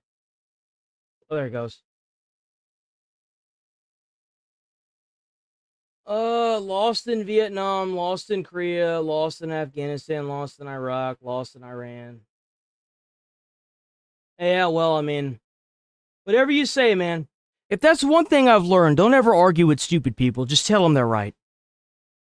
Just tell them they're right. Maybe one day they'll learn. They'll learn. You know what I'm saying? They said the economy worry is down by 9 Gotta be points. leering these people soon. You know what I'm saying? Violence worries have dropped by 8 points. Illegal immigration, no surprise. He's closed the borders. He solved that problem. It's off the table, down by 6 points. What do you mean, if you get rid of the illegals that are in here committing crime, I mean, obviously the fucking crime rate's going to go down. Illegal immigration's a given. I don't know about inflation. I don't know about that. I don't know about the economy either. I don't know about that. I don't know. Of the economy, the sentiment in the America. So far, that seems to just be talk. We talk about the pilot. Where's the pilot? He says Mr. Trump's adversaries. I think that poll is interesting. I talked about Inside, he says Mr. Trump's adversaries in politics. I feel like I was lied to by that title.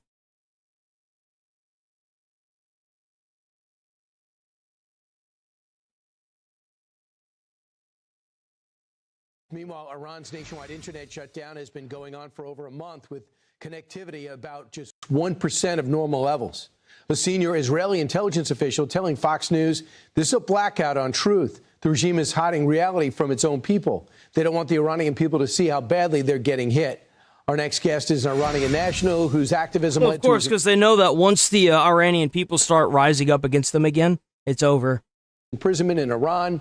He created a crowdsourced mapping website and an app to provide Iranian civilians with crucial information, holistic resilience. Executive Director is with us right now, Ahmed Ahmadian, and he joins us. Ahmed Ahmadian, thanks so much for joining us. So tell me right now, what's the status of the internet in the country?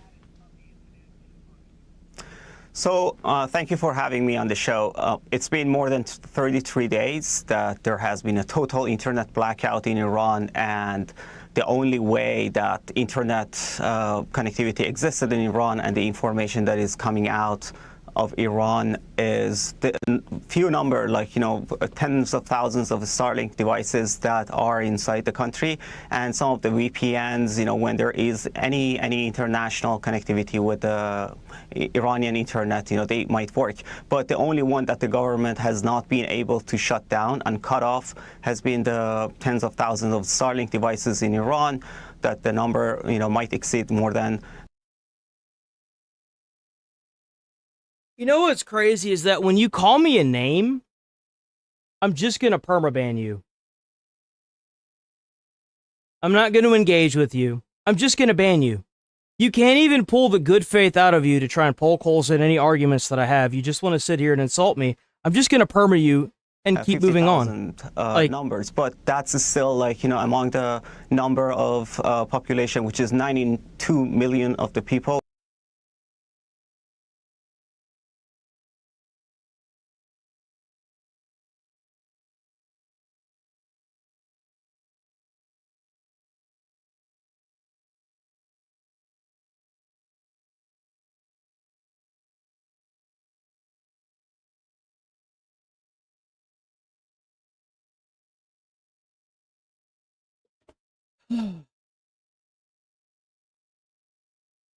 Yet another day.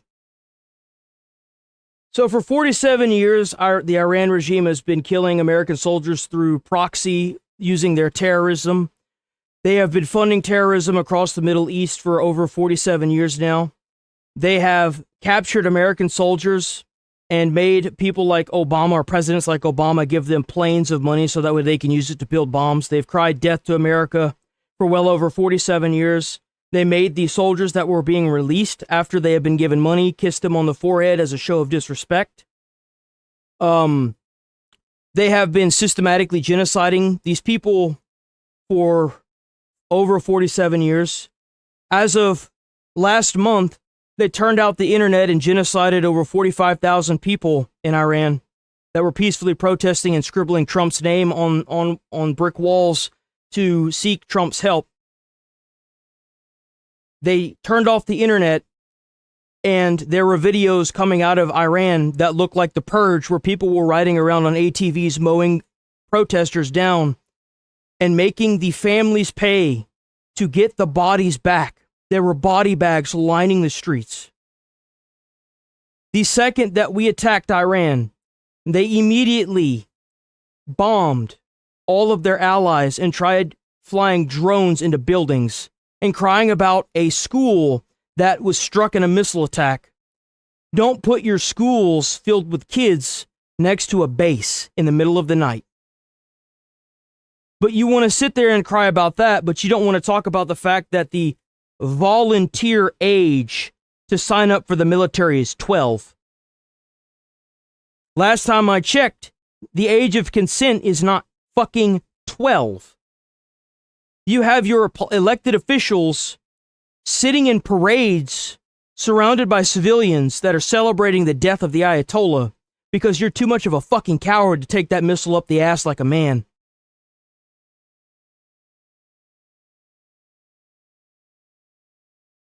You have the systematic R of women in prisons because their hijab or their headscarf isn't on appropriately. And they are these women and then kill them because in their religion, if you do the deed prior to being married or with somebody, you go to hell. They have prison babies. Underage marriage is celebrated, not between a 16 and an 18-year-old. We're talking about a 12-year-old to a 40-year-old. Do not talk to me about what my morals should be.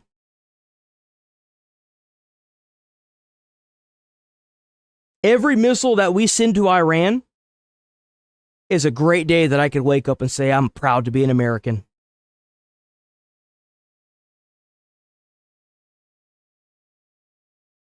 This is 0.1% of the population, and 99.9% of the people are still disconnected from the internet. So what can we do cyber-wise to get the internet on? Is there somebody spamming?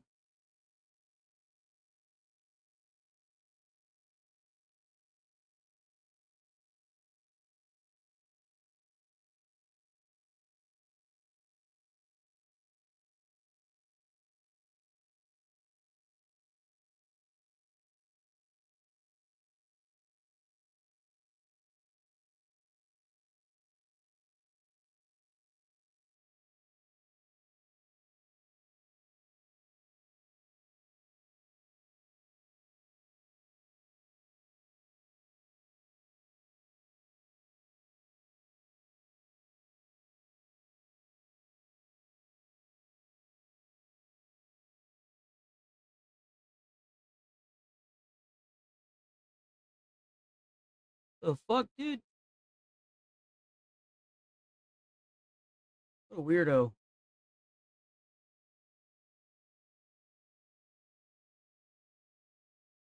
On there. We know they're putting themselves on national television every day for the people to see.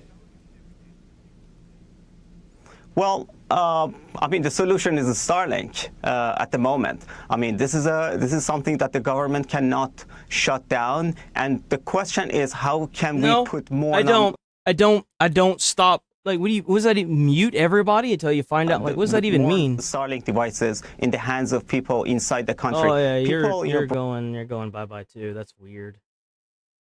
I'm not Jewish, dumbass. I'm Christian. I was baptized fucking Christian. What are you talking about? Oh, ew, what a grody. Blech. Bye. Bravely is that the other spammer? The country, they managed to get the Starlink devices to the country. The price has been always a hurdle, but thank you to President Trump. Earlier in this January, the subscriptions were waived, but the cost of the Starlink devices are still so high. But people smuggled them inside the country. The prices in multiples of the thousands of dollars inside the country. Okay. We found him. They are managing to establish a government-independent internet infrastructure that they cannot shut it down. So what's the deal? What is the situation? You know how you make sure it doesn't get shut down? Arm the civilians. Give them guns. It's like in the country. Many are surprised there hasn't been more uprising. Well, people are seeing the weakening of the repression apparatus of the regime, as we saw like in the early days of... You know what's funny? That maybe if you had a job, you wouldn't always be online looking at my content. I'm getting paid to sit here and do this, bruh. I'm getting paid because I live in the best country in the world. I get to sit here and shit talk idiots like you.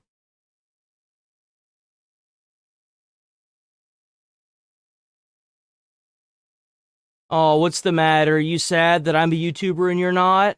Oh, go cry about it to somebody else, loser. Of the war Operation Epic Fury, you know, the IRGC bases were being targeted, the besieged, centers, the militia centers, and the checkpoints in the streets are being targeted. People are waiting to, they see this as an opportunity, but it's still, they need to be connected. They need to be mobilized. And then, once the day comes, they can mobilize and come out and take out this regime and finish the job, because you can bomb the regime's repression apparatus, but if you want to finish the job, you have to empower the people who are inside the country to take out this regime, and for that they need empowerment through the connectivity. Damn straight. I live in Texas and I own 3 firearms. I got a 1911 SIG that's engraved with the Sam Houston quote. I've got it shoots 45, by the way. Got them nice. I got them beautiful hollow points in that bitch too, or FMJs. And then I got 2 guns. I always keep a gun in my apartment that's within arm's reach. I got 2 other guns.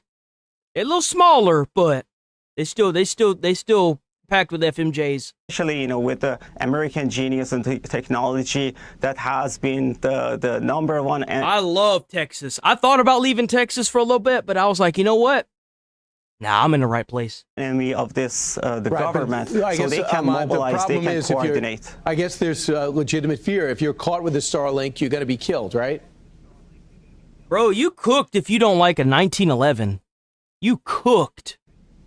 Yes, but despite of that, if you go on the street, if you do a protest, you're also going to be killed. We saw it in a month and a half ago. People went to the streets, for...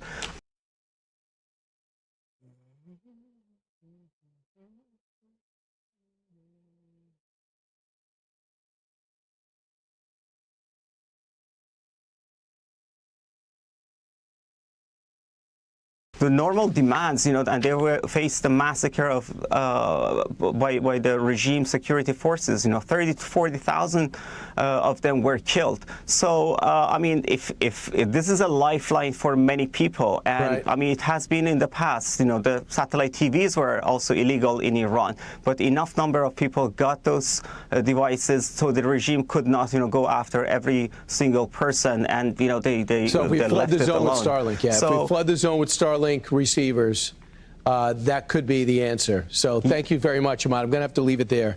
Ahmadi, and thank you very much. I'm Steve Doocy. I'm Brian Kilmeade. And I'm Ainsley Earhart. And click here to subscribe to the Fox News YouTube. Oh shit, whoops. I didn't mean to click that. No! Hold on. Time is it even? Oh, what the hell? Hold on. Okay then. Whatever the fuck that was. Oh, here we go. Here we go. Here we go. We got an update on the F-15 pilot. Hold on. We got an update. U.S. forces searching for a missing F-15E crew member after Iran shot down the fighter jet yesterday. This coming as another jet, an A-10 Warthog, crashed into the Strait of Hormuz. Sources say the pilot was safely recovered. Jim Hansen ran counterterrorism operations in the U.S. Army Special Forces. He joins us now. Jim, we're praying and hoping that this crew member, this weapons systems officer, will be recovered. What do you make of where things stand now? Because the clock is ticking. Yeah, this is a difficult one, Griff. I mean, every member of our elite forces, you look at that's what a lot of people don't seem to understand is like, if you've got a gun with a bigger caliber, you don't need to sit there and shoot the whole damn magazine. You usually only need like 1 or 2 shots. It's the stopping power. Something like a Glock, and I know this because like I said, I was an EMT. I actually treated somebody that was shot with a Glock. Dead. They died. They're dead. Okay, they didn't make it, obviously, because he was shot like 19 times or something crazy. But like, for example, whenever I was going through EMT, when you get shot with a Glock, the bullets don't have stopping power; they have shredding power. They're meant to ricochet off the bones in your body. They hit your bone and they ricochet and tear through organs. That's what they're designed to do. They're not meant to immediately drop you. That's like 1911, something like that shoots 45 and above. Something like that has raw stopping power. So like it'll still do the same thing, but it's not as like, it's easier to be saved if you've been shot with a 45 than it is to be saved if you've been shot by a Glock. A Glock tears up your insides, and it's designed to do that. That's what it's designed to do. That's why I'm not a big fan of the Glocks. Like, I want to make sure. Never mind. I'm gonna stop there. I'm gonna get suspended if I keep going. Combat. I'm gonna get a suspension, but rescue. Let's just say I got my own personal reasons why I use a 1911 that shoots 45. Army Special Forces, Rangers, Delta, JSOC, Navy SEALs, Marine Special Ops. They're all there. and all of them want nothing more than to bring this person home.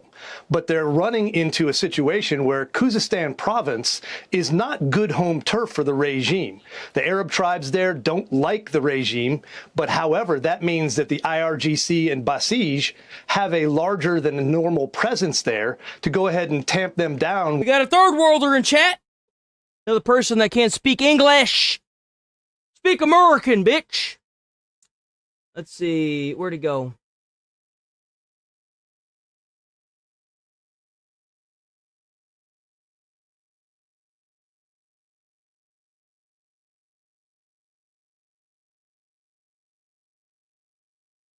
That's not true, bruh. They're meant to go through and through. If it hits a bone, it will ricochet, but it's not designed for that. Not you. It was somebody else. Here we go. Bro, you need to educate yourself. You're sounding like you're ignorant. Man, at least you can call me ignorant, but at least I'm not actually incoherent. When they do protest and things like that happen.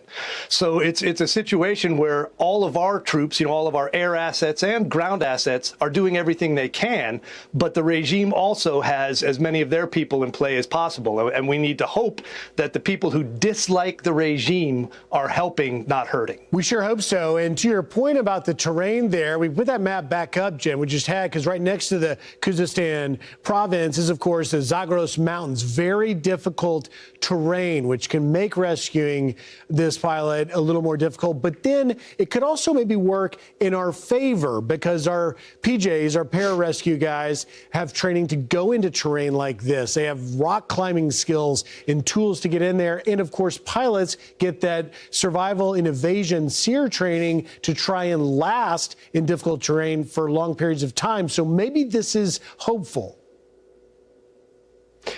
Yeah, I mean, the first thing that guy's going to do is try to get out of the flatlands and get someplace where there's cover, where it's difficult, where there's no roads, any place like that, because our helicopters can get to those places, and you don't want a bunch of Basij or other, regime troops riding around in pickup trucks able to easily get to him.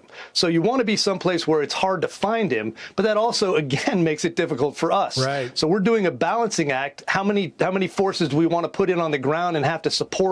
Potentially. You do understand that a 1911 is bigger than a. You do understand that a 1911 is bigger than a Glock, right?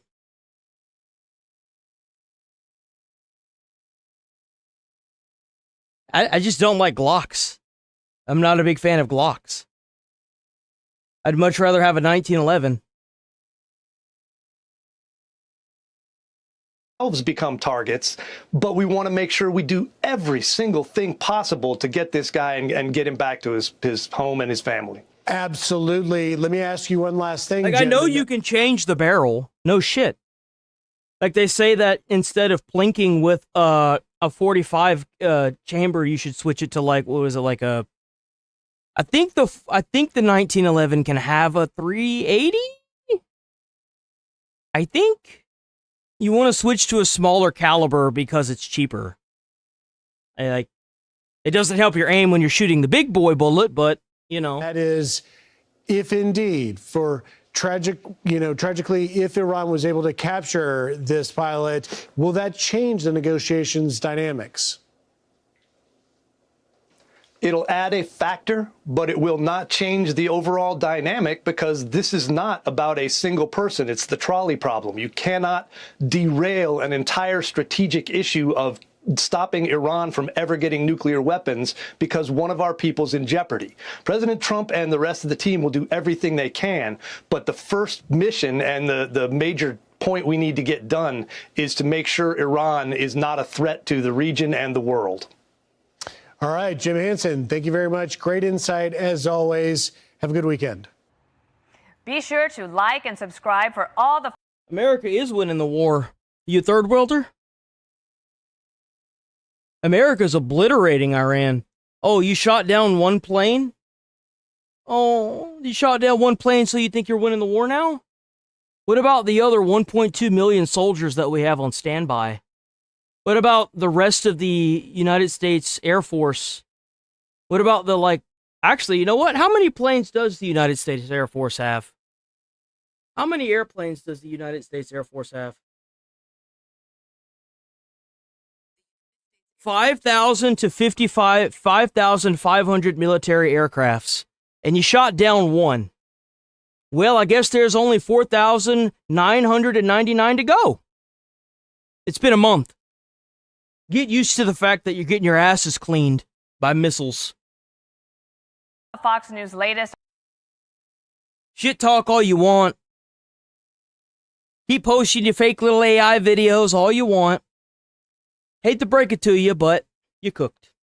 You fucked up and you cooked. By the way, if you're new here, sub to the channel. Please sub to the channel. Check out the membership. We do have a channel membership with exclusive emotes. Check it out. You don't have to, but just showing up here, because we're here every day, 8 a.m. to 11:30 a.m. every day. Every day. It's Central Time, by the way. So yeah. Just showing up, subbing to the channel, hitting the like button on the stream does wonders.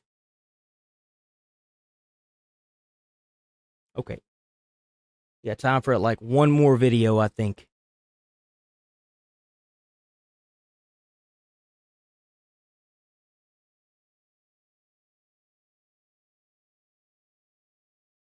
Blanche is now serving as acting attorney general after President Trump removed Pam Bondi as AG. Fucking finally. Pam Bondi was a joke. What a fucking idiot. Here's what Blanche told Jesse Waters about his former boss. The Attorney General made our country safe again, and she is a friend, and she did a great job in the first year of this administration, and people should not forget what the Department of Justice that she came into just over a year ago. And so we are a better justice. Huh? Huh? You're a joke. No, nothing.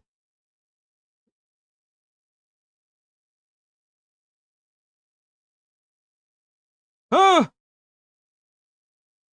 Oh, I'm just going to ignore you because your presence doesn't matter. Department, we are safer as a nation, and we should all be very not even worth the movement it would take to ban you. The Attorney General for her sacrifice for this country and for what she did. Names are already being floated out as who might be lead the Department of Justice, from the EPA Director, Lee Zeldin, big lawyer background, U.S. Attorney for D.C., Jeanine Pirro, she's one of our favorites, and even Florida Governor Ron DeSantis, who'll be out of a job soon. Let's bring in Sunday Night in America host Trey Gowdy. Trey, I guess I have to tell you, your name's been brought up as well. What should we know? Have you been approached? I would be 1,000th on his list and 10,000th on my list. Brian, no job that requires me to show my college transcripts will I ever apply. I saw that picture in the trash. I did. I thought that was kind of funny. I'm not going to lie. I saw that picture. You just put up 8 people that would be much better than me, and you can add John Ratcliffe to that. His picture wasn't up there. Man, why do people keep talking about Israel, dude? Fuck Israel. I don't care about Israel. Y'all talk about Israel for? What's the matter? Y'all can't attack any of the arguments or any of the actual non-fake news that's coming forward of them blowing up military targets, so you got to sit here and say it's for Israel? I don't know how many times you guys are going to try that before you realize it doesn't work. It doesn't work. No one's listening to you. No one cares. It's not an Israeli war. It's an American war. That's what happens when you've got a race of people that are too fucking stupid and ignorant to understand that when you scream death to another country and then you want to make nukes so that way you can fulfill that, well, big fucking surprise, everyone's going to start catching missiles. Rip Bozo, rest in peace, you won't be missed. Enjoy jumping over hot coals in hell, you terroristic pieces of shit. Really good AG right now in Todd Blanche. I mean, I saw Lee Zeldin up there. He's got plenty of people to pick from. I know you want to get rid of me, but I ain't leaving. No, are you kidding? Your ratings are through the roof, and all I have to do is not drop the ball on Sunday. Okay, so where am I supposed to get my information from? You got a minute. Bro believes all the propaganda, so where am I supposed to be getting my information from? MMA, a genie? Where am I supposed to get my information from? Got a minute. I'll give you till 11:26.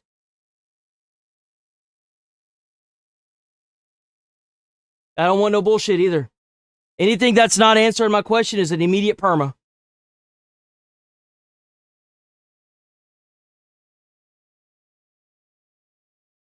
Not for mainstream media, so you didn't answer my question. Very nice. Very nice. Very nice. Very nice. Thanks to you. Here's Todd Blanche. Sorry, I'm not going to go to your third world shithole media where you sit there and spew bullshit propaganda about blowing up the USS Abraham Lincoln for the 7th time today. Sorry, it's not going to happen. What got the president frustrated about the Department of Justice? Listen. The president reportedly, probably obviously frustrated that the cases against Tish and Schiff and Brennan and Comey not really going anywhere. Are you the guy that's going to be able to get that done? Look, I think the president is frustrated. Everybody. You're not old enough to know the difference. I'm 31, guy. Maybe you're just too stupid to comment about things that you know that people immediately throw the game out the window. When you get into someone's comments, you have no idea that other people that are in the comments already have heard the story of that person. And you immediately are dishonest from the second you start typing. You sell yourself every time. Because that tells me that you're not even smart enough to watch the stream long enough to understand what's even being discussed. You're just going based on a whim here. So how the fuck am I supposed to expect you to be held to the standard of having a decent conversation or debate in the comments? I can't even expect you to have a good turn-based, debate if you immediately start with calling somebody a name or talking about how they look. It's dishonest. It's disingenuous. Like, why the fuck would I want... Like, if you start like that, you're just gonna catch a perma.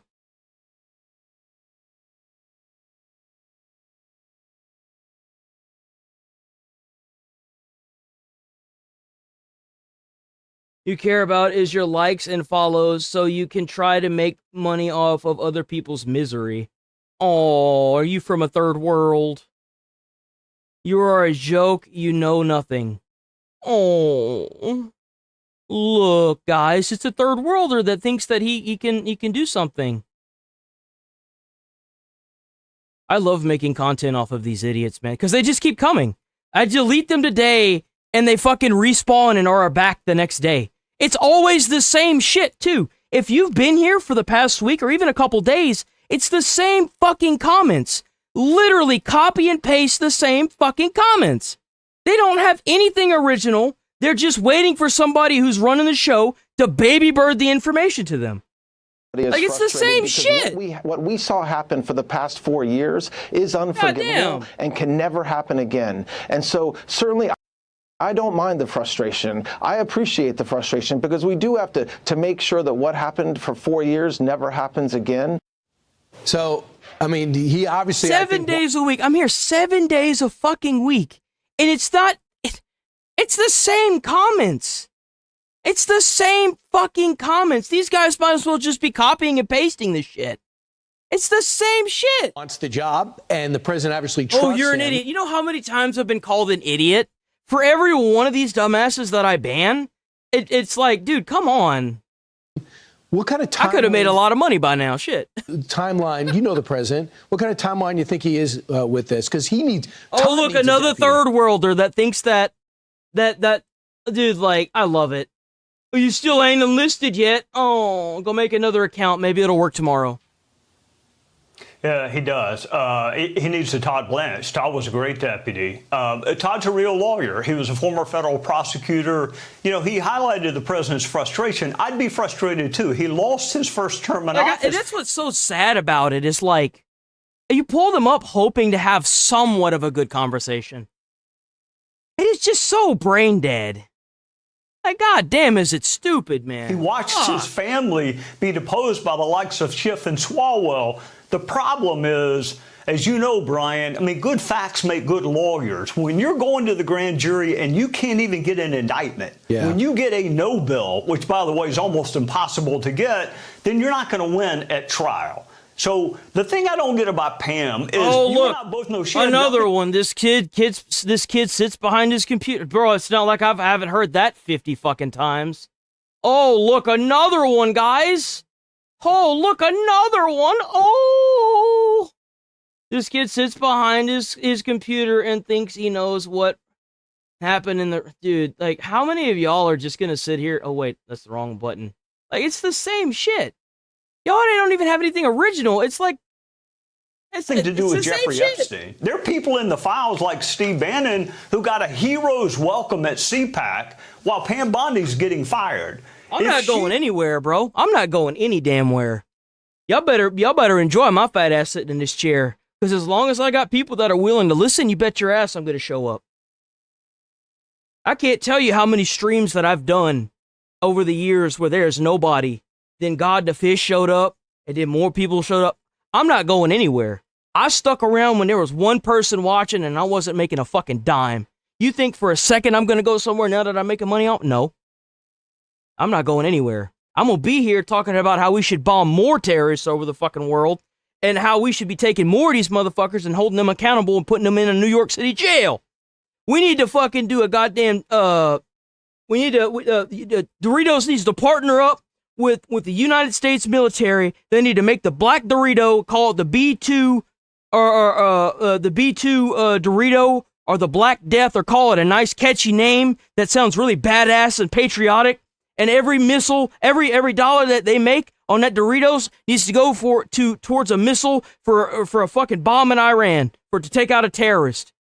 You people don't seem to understand that no matter how many times y'all get in my comments and y'all say some stupid shit, y'all fuel me even more. Y'all make the videos get more views. Every time you leave a dumbass comment and I remove you, I get 2 new viewers.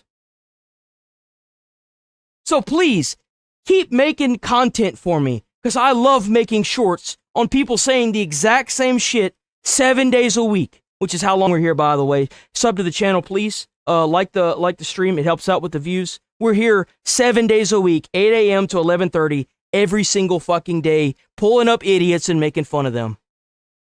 He was fired because of Epstein. It was the failure to manage... Oh, shit! $5! Let's go! I keep wanting to reach down for the other mouse. Hold on. There we go. $5 dono.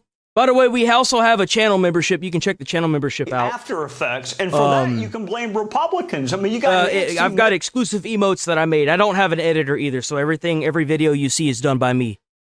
He's running for governor on Jeffrey Epstein at Pam Bondi's expense. So she was every bit as undercut and impeached by Republicans as she was the left. Just on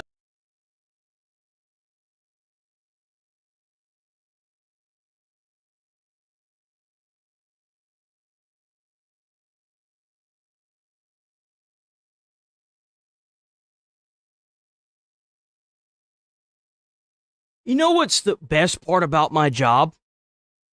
Is that I can sit here and be patriotic and wear whatever clothing that I want and tell people in the comments to call idiots like this out and make fun of them and hold these individuals that do this kind of stuff accountable for their actions, probably for the first time in their life. My favorite comment that I love seeing is America's not free. We live in the best country in the world where you don't have to worry about the FBI knocking on your door or a dictator trying to kill you for leaving dumbass comments like this. If you did something like this in Russia, Vladimir would be shoving his foot on your corpse. I live in the best country in the world. I live in the country with the biggest and baddest fucking ass military in the entire world. I live in a country where I could be a firefighter, where I can be a United States Postal Serviceman. I could work at Sonic. I could work at Walmart. I can work at as a fucking a school bus driver. And I could sit here on YouTube and make money off of it and call people that don't think America's free stupid, because that's what they are. You're trying to kill our patriotism. America is not going to die quietly. No matter how much of this bullshit you try to push. No matter how much you try third worlder or traitor, whichever title you prefer, it won't work here. It won't. You tried. You tried it for 4 years, and you're getting your ass handed to by a dude that's orange. Congratulations.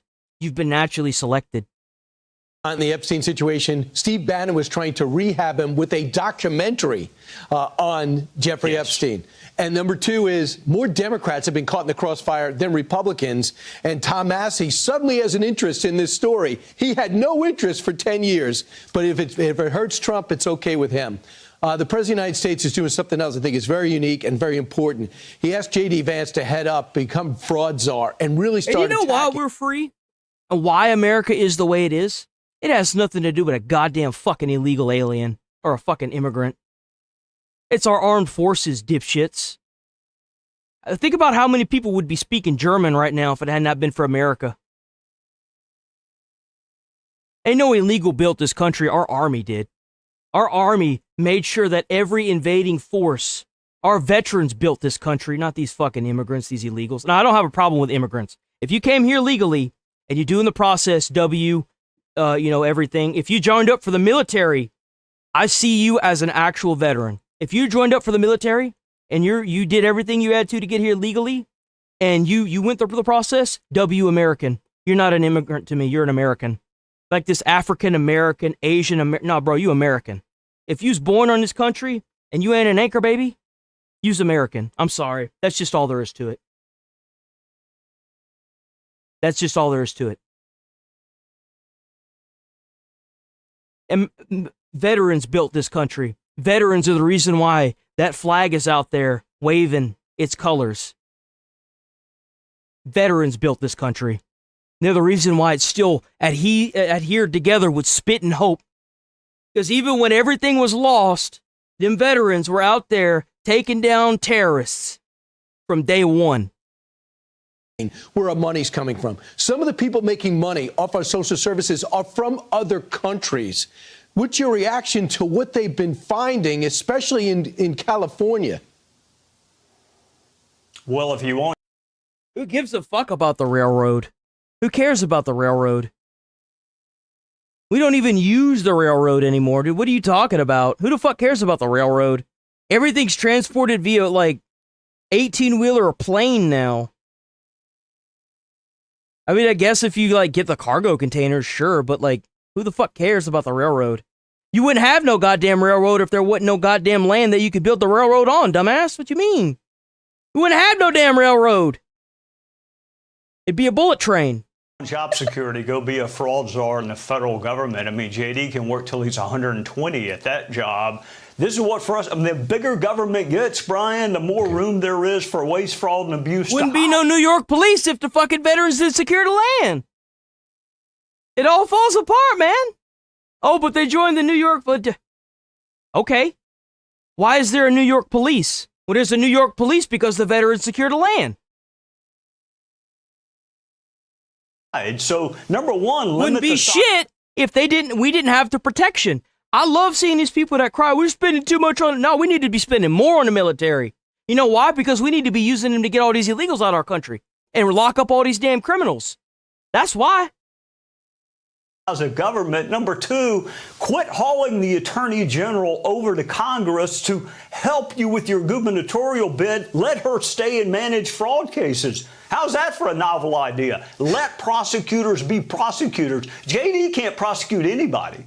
He can't go into a courtroom. Let the people who can do their jobs. From their blood, sweat, and tears, veterans built this country. And you know what veterans had to go through? They had to watch family members die. They had to watch their fellow brothers die on the field. Their brothers and sisters, their fellow friends die on the field to secure this fucking freedom. So to any congressman that's out there saying that immigrants built this country, kiss my fat ass. How about that? You forget your fucking place, you fucking moron. and quit playing politics with them. All right, so you don't think he should head it up? No, hell no. Bomb the shit out of these people. This guy's based. Bomb the fuck out of these people, man. They want death to America. Well, death's gonna bring America's gonna bring death to their doorsteps. You want it, bitch? Here you go. No, I think JD would be great. No, I think he's great. I'm saying to others, prioritize fraud, quit hauling people to Capitol Hill for your own personal political ambition, and let them do their job at Main Justice. Oh, he's talking about ICE. No, yeah, based. Stop trying to fucking take everything to the Supreme Court on Capitol Hill because, like, ICE is going to continue doing their job. You better get used to that. And if another Republican gets elected, or the Democrat that's going to be running isn't running on immigration, they're not going to get elected. That's what's going to happen. Trey, I think it's also important to bring up that the raids have already started in California, so we're going to see some results. It's amazing how many people decide. First responders don't make enough money, and our teachers don't make enough money. That's why you got these clowns trying to march these students out of the fucking classroom. They all need more money. All of them. Police need more money. They need more training. I feel like police officers should be EMTs, so that way if they're forced to shoot somebody, they can start administering aid. Or if they've got a downed police officer, they can immediately start administering aid. And they should get a pay raise for that too. Just like firefighters. If you're it's required for you to be an EMT and also have your certification from the academy. But if you become a paramedic, you get a pay raise.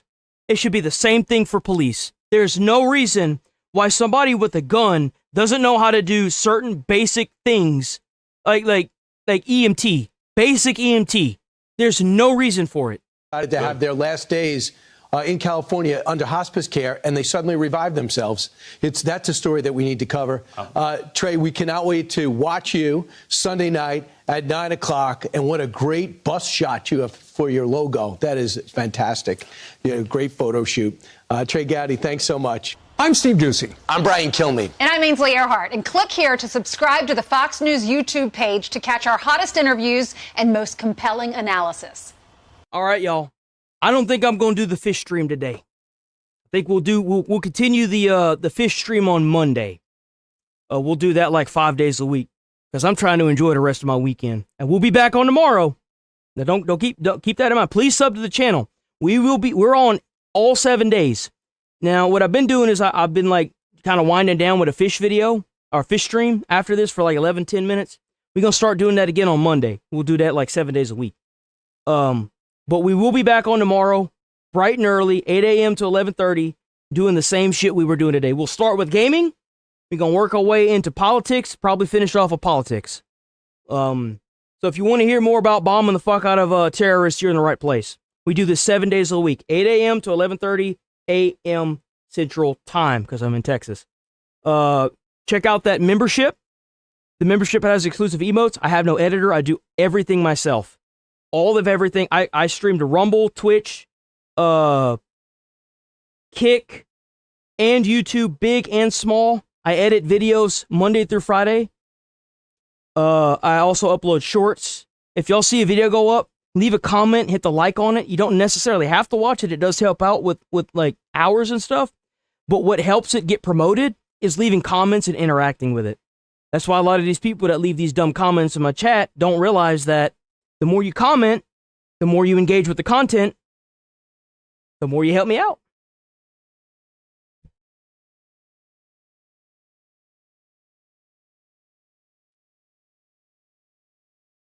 I don't mention Twitch.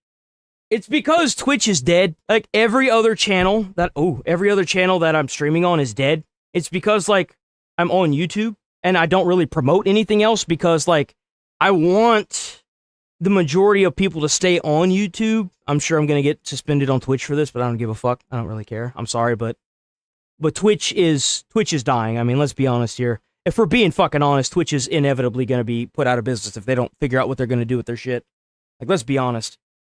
But yeah, no. We're here every day. Please sub to the channel, show up, leave comments, like videos, like other people's comments. You don't necessarily have to leave your... And if you're scared, and I understand people are scared to do that. If they're scared to sub, you're scared to sub, but you want to show support, just keep showing up and watching the videos. Just keep showing up to the streams, watching the streams. And if it like by that I mean like I know what it's like. I understand what it's like to be alienated by people for having a certain political view. I get it. If you're trying to keep that under wraps, I understand. Go into your history when you're done watching the stream, and you can remove the stream from your watch history. You can do that. A little tip for y'all if y'all are, on that boat. I understand where you're coming from with it. Don't feel bad. Don't feel obligated. I understand. Trust me, I get it. And I will see y'all tomorrow, boys. Y'all stay safe out there. Stay away from crazy people. We might end up making fun of you if you get smooth brain on us. Please, keep doing what y'all are doing. Y'all are awesome, by the way. All of y'all are so awesome. Y'all, the support I have been seeing for the past few months has been insane. Y'all are all awesome. W Patriots from other countries that love their countries too. Don't worry. If things are bad enough for y'all, America's got you. Okay? We got you. Hold on. I'm trying to put the music on. Oh, there we go. I don't ever slow up. No, I don't take shit. I got no love for the fakeness. If you wanna But I will see y'all tomorrow. Stay safe out there. Try to put a smile on someone's face. You might change their whole day or their whole life. You never know. And I'll catch y'all tomorrow. Peace, boys and ladies. and wanna hate this, I'll always show up and make a statement. I don't ever slow up, no I don't take shit. I got no love for the fakeness. If you wanna play tough and wanna hate this, I'll always show up and make a statement. Everything I do so instinctive and so passionate. Every word I move so descriptive like an adjective. I got a vendetta against people who patented being negative when you should be getting after it. I got facts over tracks, this and that, spitting slow, spitting fast. I could roast, I could gas, think I'm okay at last, but I don't know if that can erase all the past. And the pettiness, a reflection of the emptiness. Hilarious, you think you're